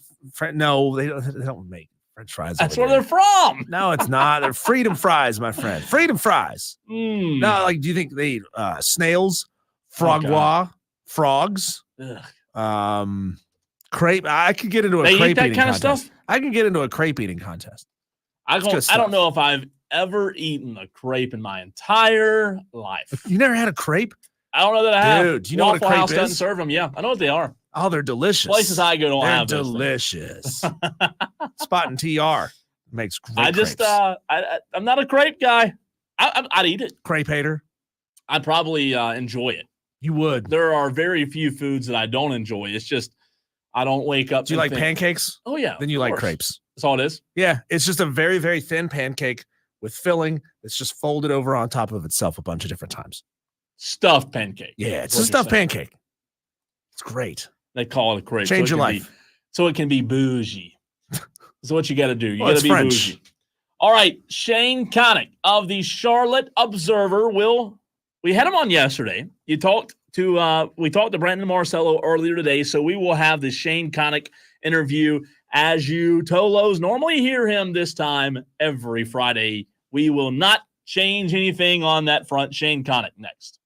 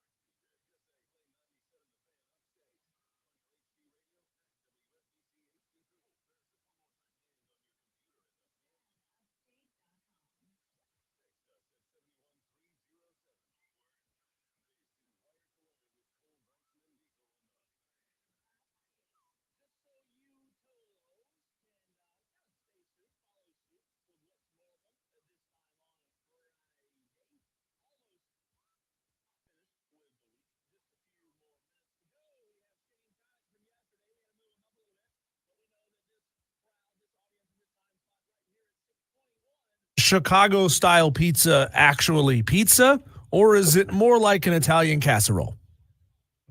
You see, I was born in New York City. I was born in Manhattan. So I did go to Chicago once, and I did enjoy their style of deep dish pizza, but that's not pizza. We all know what pizza is, and it's usually a triangle slice. Thank you. It's got to be wide and flat. You got to fold it over. That's how you eat a pizza. I'm glad we all agree on something. We all agree. Shane, you know that I was not very impressed with what I saw last week. You know, I've had people tell me, well, you got to go there. You got to get new eyes on the sport. And, you know, I want to hear your thoughts on what you thought of the Chicago race last weekend, the street course, if you will. It just didn't move the meter for me. We spent all day on Friday on a sunny day, and cars were kind of there, getting there. Saturday, sunny, beautiful day. We have some cars there. We have an Xfinity race. We have qualifying. And then on Sunday, a beautiful day on the day of the Cup race. Are we going to have a night race? No, we can't. We don't have lights. Are we going to have a race really early in the day, usual time? No. We have to have concerts all day. So then eventually we run this race, start it right as the rain comes, and then do everything we can to squeeze in a shortened race in which Alex Bowman won, deserving winner, but we're prioritizing the other events. We're prioritizing bringing people to Chicago, not necessarily for the racing itself. Yeah, Shane, doing a race there at all feels like a marketing attempt. And we've talked about that a lot when we bring you on the show. I wonder, what is NASCAR doing during the week? I'm not talking about qualifying. I'm not talking about testing. I'm not talking about drivers doing their own podcasts. Is NASCAR doing anything to market itself during the week? Because it feels like ultimately NASCAR is a 1 out of 7 day news cycle, and then it's gone, right? We're not talking about it again for another week, at least staying within the same series. Are they doing anything to put their drivers' faces out there to people all over social media, all over ESPN, where you need to be if you want new people to pay attention to your sport? They are, but it feels like everything is just ultimately an attempt to, okay, we're NASCAR. These are a couple guys. This is what it is, and we're here. And it's not as much of that real making people feel connected to a particular driver or make people feel like they could be a fan of the sport. It's more like, hey, the sport exists.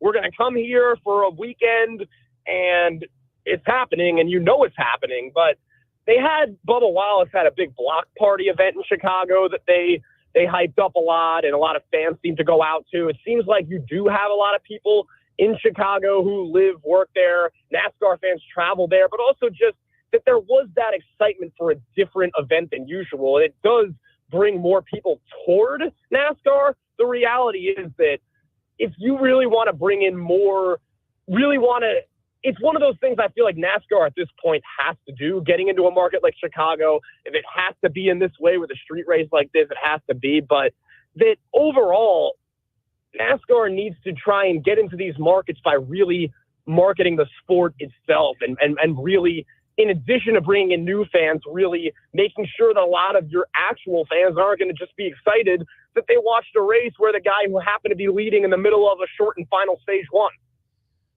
Shane Connick of the Charlotte Observer joining us on Wire to Wire right here on the Fan Upstate. Shane, it was fascinating. The race lasted so long they had to put a timer on the race, and the race ended on a timer this past Sunday. But, man, Alex Bowman, who did win, he needed that one, didn't he? He sure did, and that race did end on a timer. People talk about that, but that was the epitome of sometimes you just don't know what NASCAR is going to decide to do, and sometimes it's, all right, we'll just throw a timer in here now. But Alex Bowman had a streak where I think it was about 8 or 9 straight top 10 finishes. The Hendrick Motorsports driver has been a strong driver this whole year. You look at a guy like Chase Elliott. We talked about this a bit last week. Chase Elliott is second in the points. He's one of the top drivers this year. He has won this year, but still he has one singular win. other drivers might eventually get that win, like even a Tyler Reddick, and you look at them like, oh, obviously he's the top driver in every sense. And so the fact that you get certain, again, a guy like Alex Bowman now has one win this year. He'll be in the playoffs. But again, does that really change much about Alex Bowman? He had already been one of the top drivers in the series this year. But still, you need a win to make it to the playoffs. And the Chicago street race and everything that happened allowed the 48 car to get that win. Shane, forgive my ignorance here. What happens now that this street race in Chicago has happened multiple times? I don't know if the plan is to keep it going. But what happens with Chicagoland Speedway, just outside of Chicago? Are they essentially eliminating that track, or is it something that's just going to cycle in every couple of years? Yeah, so everything that it seems like is that they want to continue the Chicago street race for at least into next year. Chicagoland Speedway, though, gets a lot of talk from a lot of the race fans because, if you're thinking about going to Chicago, going to that area, people are race fans, they remember the Chicagoland Speedway. And so because of that, why would you necessarily have to do a street course? And again, that talk comes up a lot. So I think that NASCAR could end up deciding to, I think, first of all, it's going to go back to the street course at least next year. But beyond that, hopefully NASCAR can find a way to get into other markets, not just Chicago, and then revive the Chicagoland Speedway. And I think that would be the perfect way to bring some of those new fans from Chicago alongside a lot of the traditional race fans who remember going there. Shane, I want to pull up a screenshot that I have of the average viewership. Our morning show, Rob Brown, he was talking about the viewership of NASCAR this morning.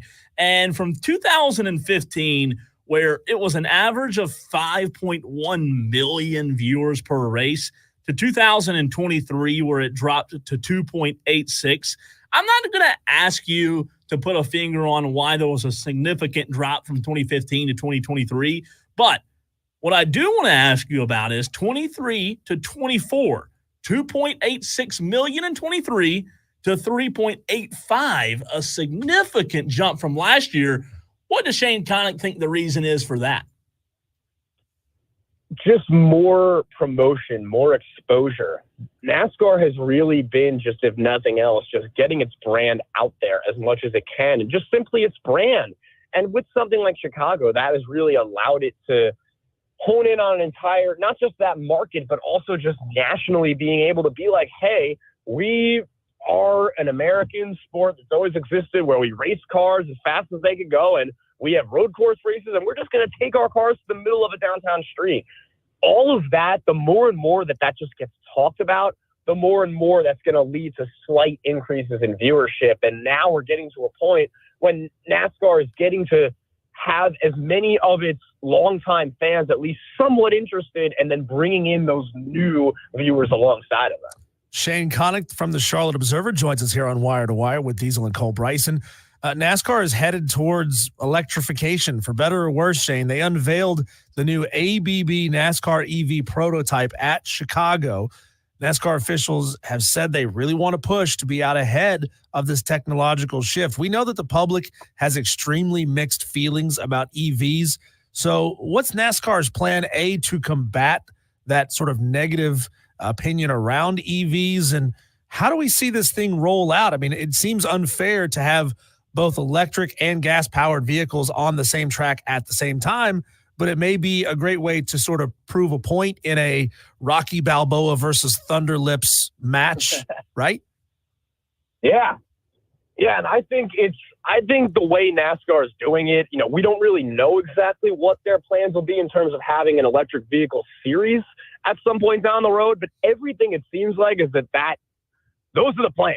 NASCAR, for a long time, before they rolled out that ABB vehicle in Chicago, NASCAR has been privately promoting the electric vehicle for a while. Not, like you said, the innovation, how cars are starting to evolve, but it's interesting because of how it becomes known that if you're at a race, you hear the engines fire and you hear all of that. And a big thing with these electric vehicles is that they don't sound nearly as loud as typical cars do. And so there are a lot of unknowns there, but it does feel like NASCAR, everything it does is trying to be innovative. And it knows that that is the future of how cars are going to be, and that being the premier series of stock car racing, that's how it's going to have to evolve. So it's been working on developing that car for a long time. It was actually going to bring that car out on the track at the Busch Light Clash, I believe, this year, earlier in March or February, but it was not able to for some reason. So it was finally able to unveil the car so we could see it, but a lot more to go, probably potentially years and years until we even think about having an electric series. But NASCAR developed the vehicle, and it's going to figure out a way to innovate the sport eventually.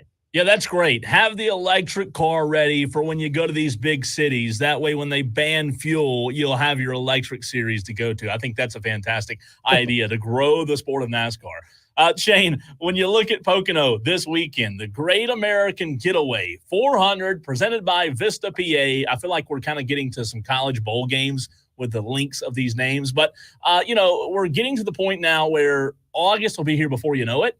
And then the playoffs, the round of 16 starts 8th of September.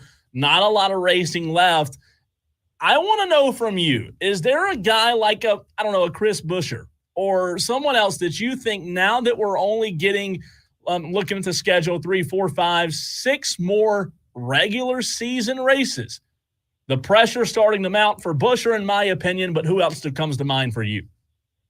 Buescher, absolutely. And we talked about this throughout the year, but after Darlington, Buescher knew it wasn't just Darlington, but there were so many chances already this year when he easily could have gotten the 17 to victory lane, didn't. The whole deal with Tyler Reddick slamming him into the wall at the end of that race that Brad Keselowski won at Darlington, his teammate, Chris Buescher, it's getting to that. It already has been at that point where he just needs that one win. And now it's starting to get to the point that he might end up missing the playoffs very well. But if there's somebody this week who I think this matters just even more for, it is Bubba Wallace. Bubba this year has had strong runs throughout the year, has put together top 5, top 10 finishes, but just has not been able to get to victory lane. I don't think it's had a P2, P3 yet.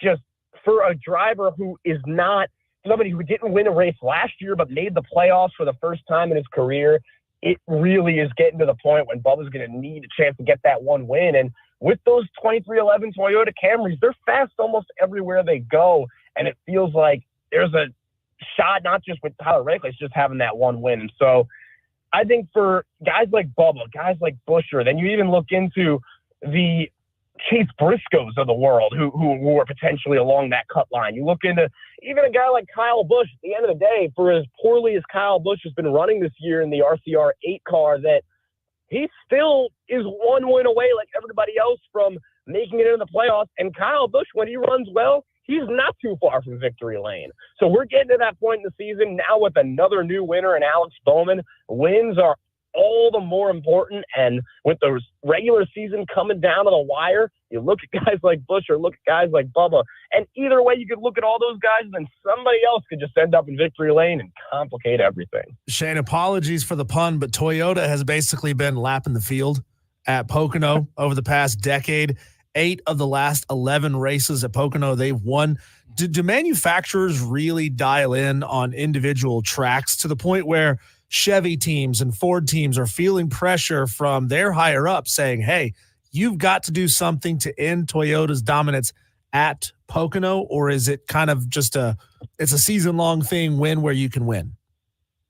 Win where you can win, but at the same time, you look at a track like Pocono that has been so kind to guys like Denny Hamlin and other Toyota drivers, and you don't want to mess up any opportunity that you have, especially when you look at how many races certain cars win, or you look at the fact that Fords don't get as many regular season wins. I mean, certain tracks that might cater better to those drivers. It is something that you're always thinking about, which you always want to get wins wherever you can get them. But if there's a track like Pocono where Toyota continues to find guys getting the victory lane, whether it's Hamlin, whether it's Truex, you want to look at a guy like Ty Gibbs and be like, hey, you still haven't, you're another guy who hasn't won yet this year. Maybe that's a place where you can get the 54 to victory lane for the first time.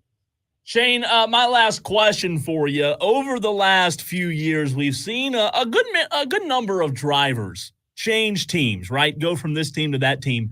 In your opinion, Shane, what driver stands out the most to you as the one who made the biggest mistake and hurt his career by changing teams in recent years? Right now, I would say Kyle Busch, because Kyle Busch is a top driver in this series in every respect. He has aside from anything else, he has the personality, he has the name, and he's won the championship twice. Since he has gone to RCR and has been driving the A car for Richard Childress, he has yet to even put together an exciting playoff run. And it's like every week, if he is in contention, it's because, Kyle Busch happened to be in contention today. And if he's not, we're all sitting there like, why is he running in 25th? And he's getting that, just annoyed himself. And you begs the question of how fast are those RCR Chevys in 2024? Austin Dillon, you could say, whatever, he's Richard Childress' grandson. He's been driving the car and had the triumph at Daytona now 6 years ago. But Kyle Busch, for a driver who seems to have the talent, skill, reputation that he does, just has not been able to even be in the top half of drivers consistently for a guy who was a two-time champion. So I would say that of a lot of these guys move around, they end up in cars that seem a little bit faster, a little bit slower, they seem to win a little bit more. It feels like there's no move that was made like the move that Kyle Busch did that just led from him going to being a two-time champion to being a driver who we're excited if he has a top 10 finish. Shane, great stuff as always. I know we tell you a lot, but we really do appreciate you taking time to join us. Normally on Fridays, but this week on Thursday, you do a fantastic job, and we'll talk to you next week, my friend. Thanks so much, guys. It's always fun to talk with you guys. And Cole, hope to see you soon. Absolutely. I'm telling you, I'm going to make my way up to Charlotte very soon. You have my word. If it doesn't happen, just next time I ask you to come on, just say no, okay? That's Shane Connick of the Charlotte Observer. Covers.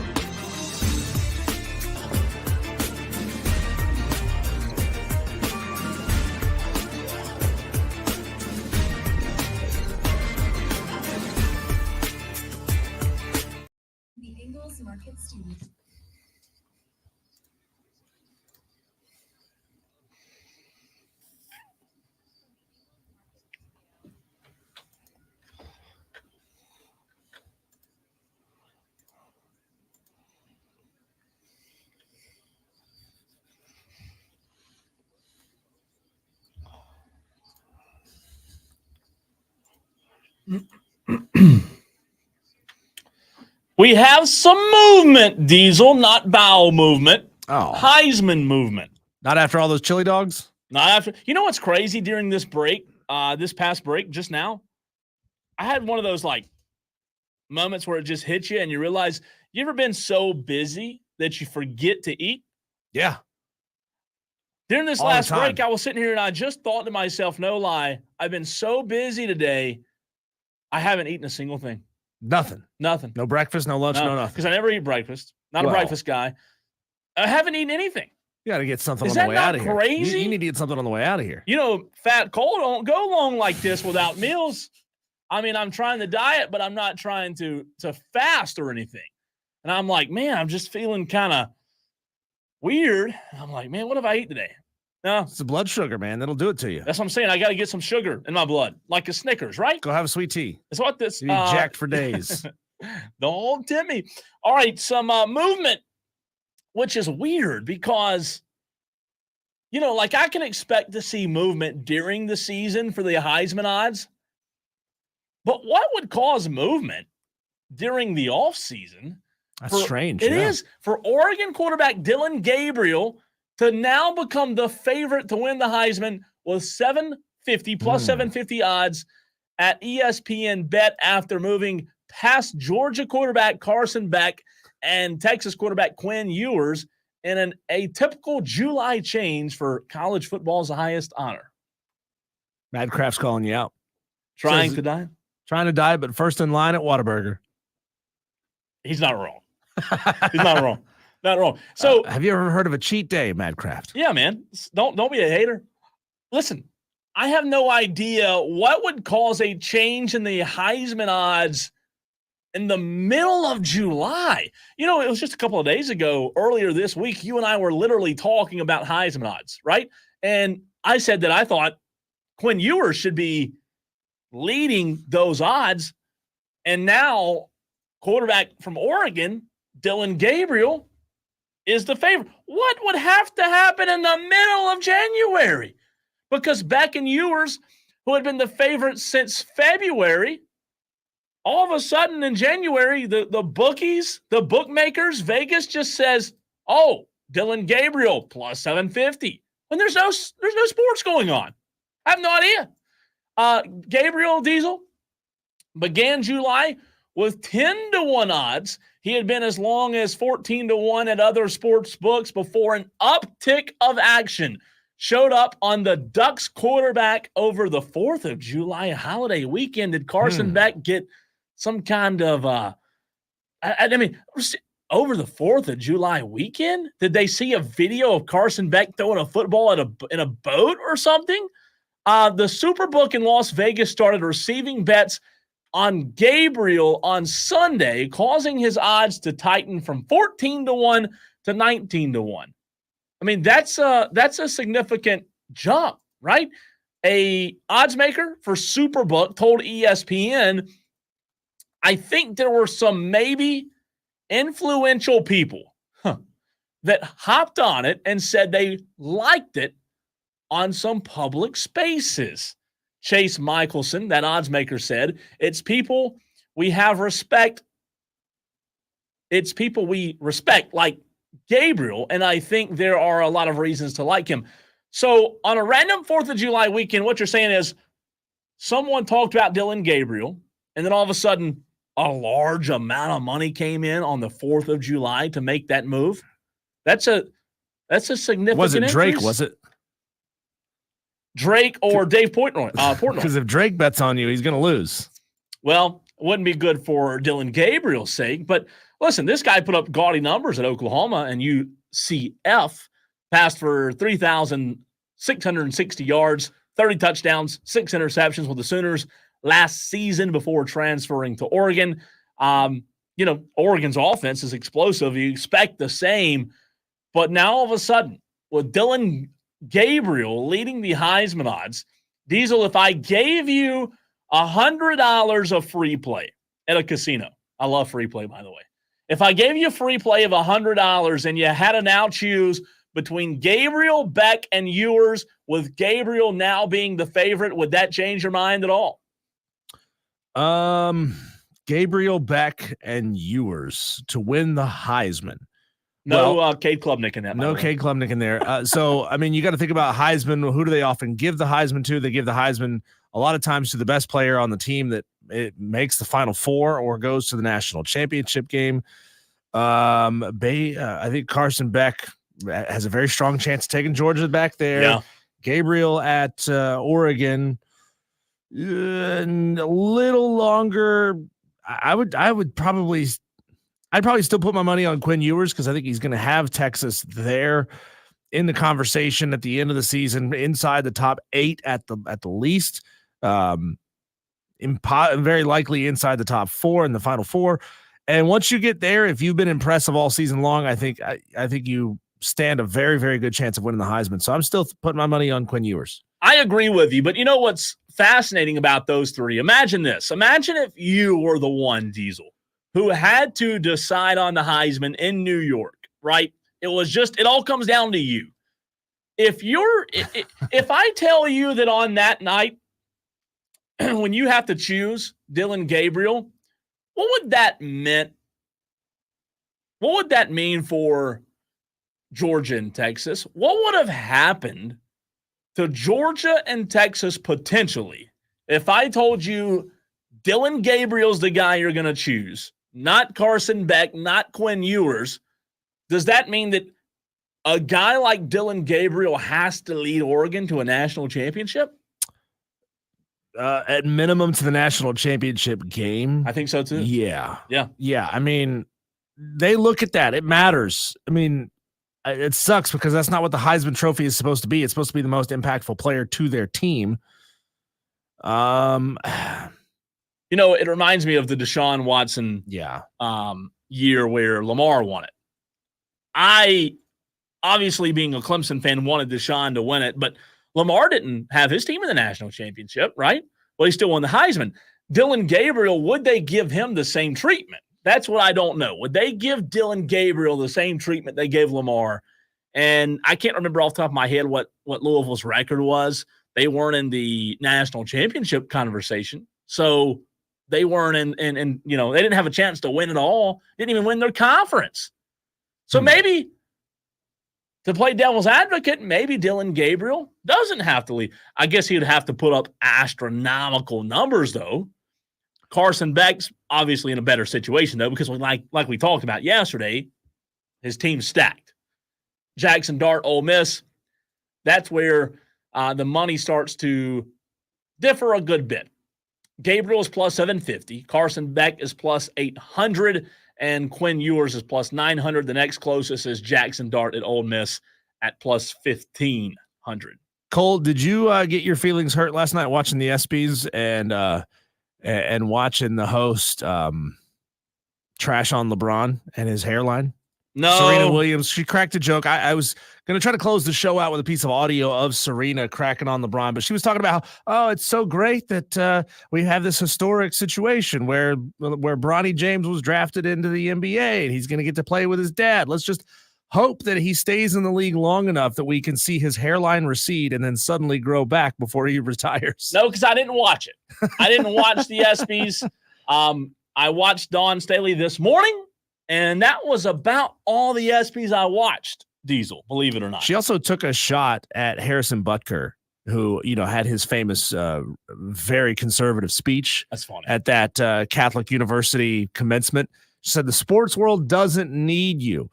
And that right there is why a lot of people are turned off from watching the ESPYs. When the host is telling conservative viewers, we don't need you, you're losing the plot. I like Serena Williams.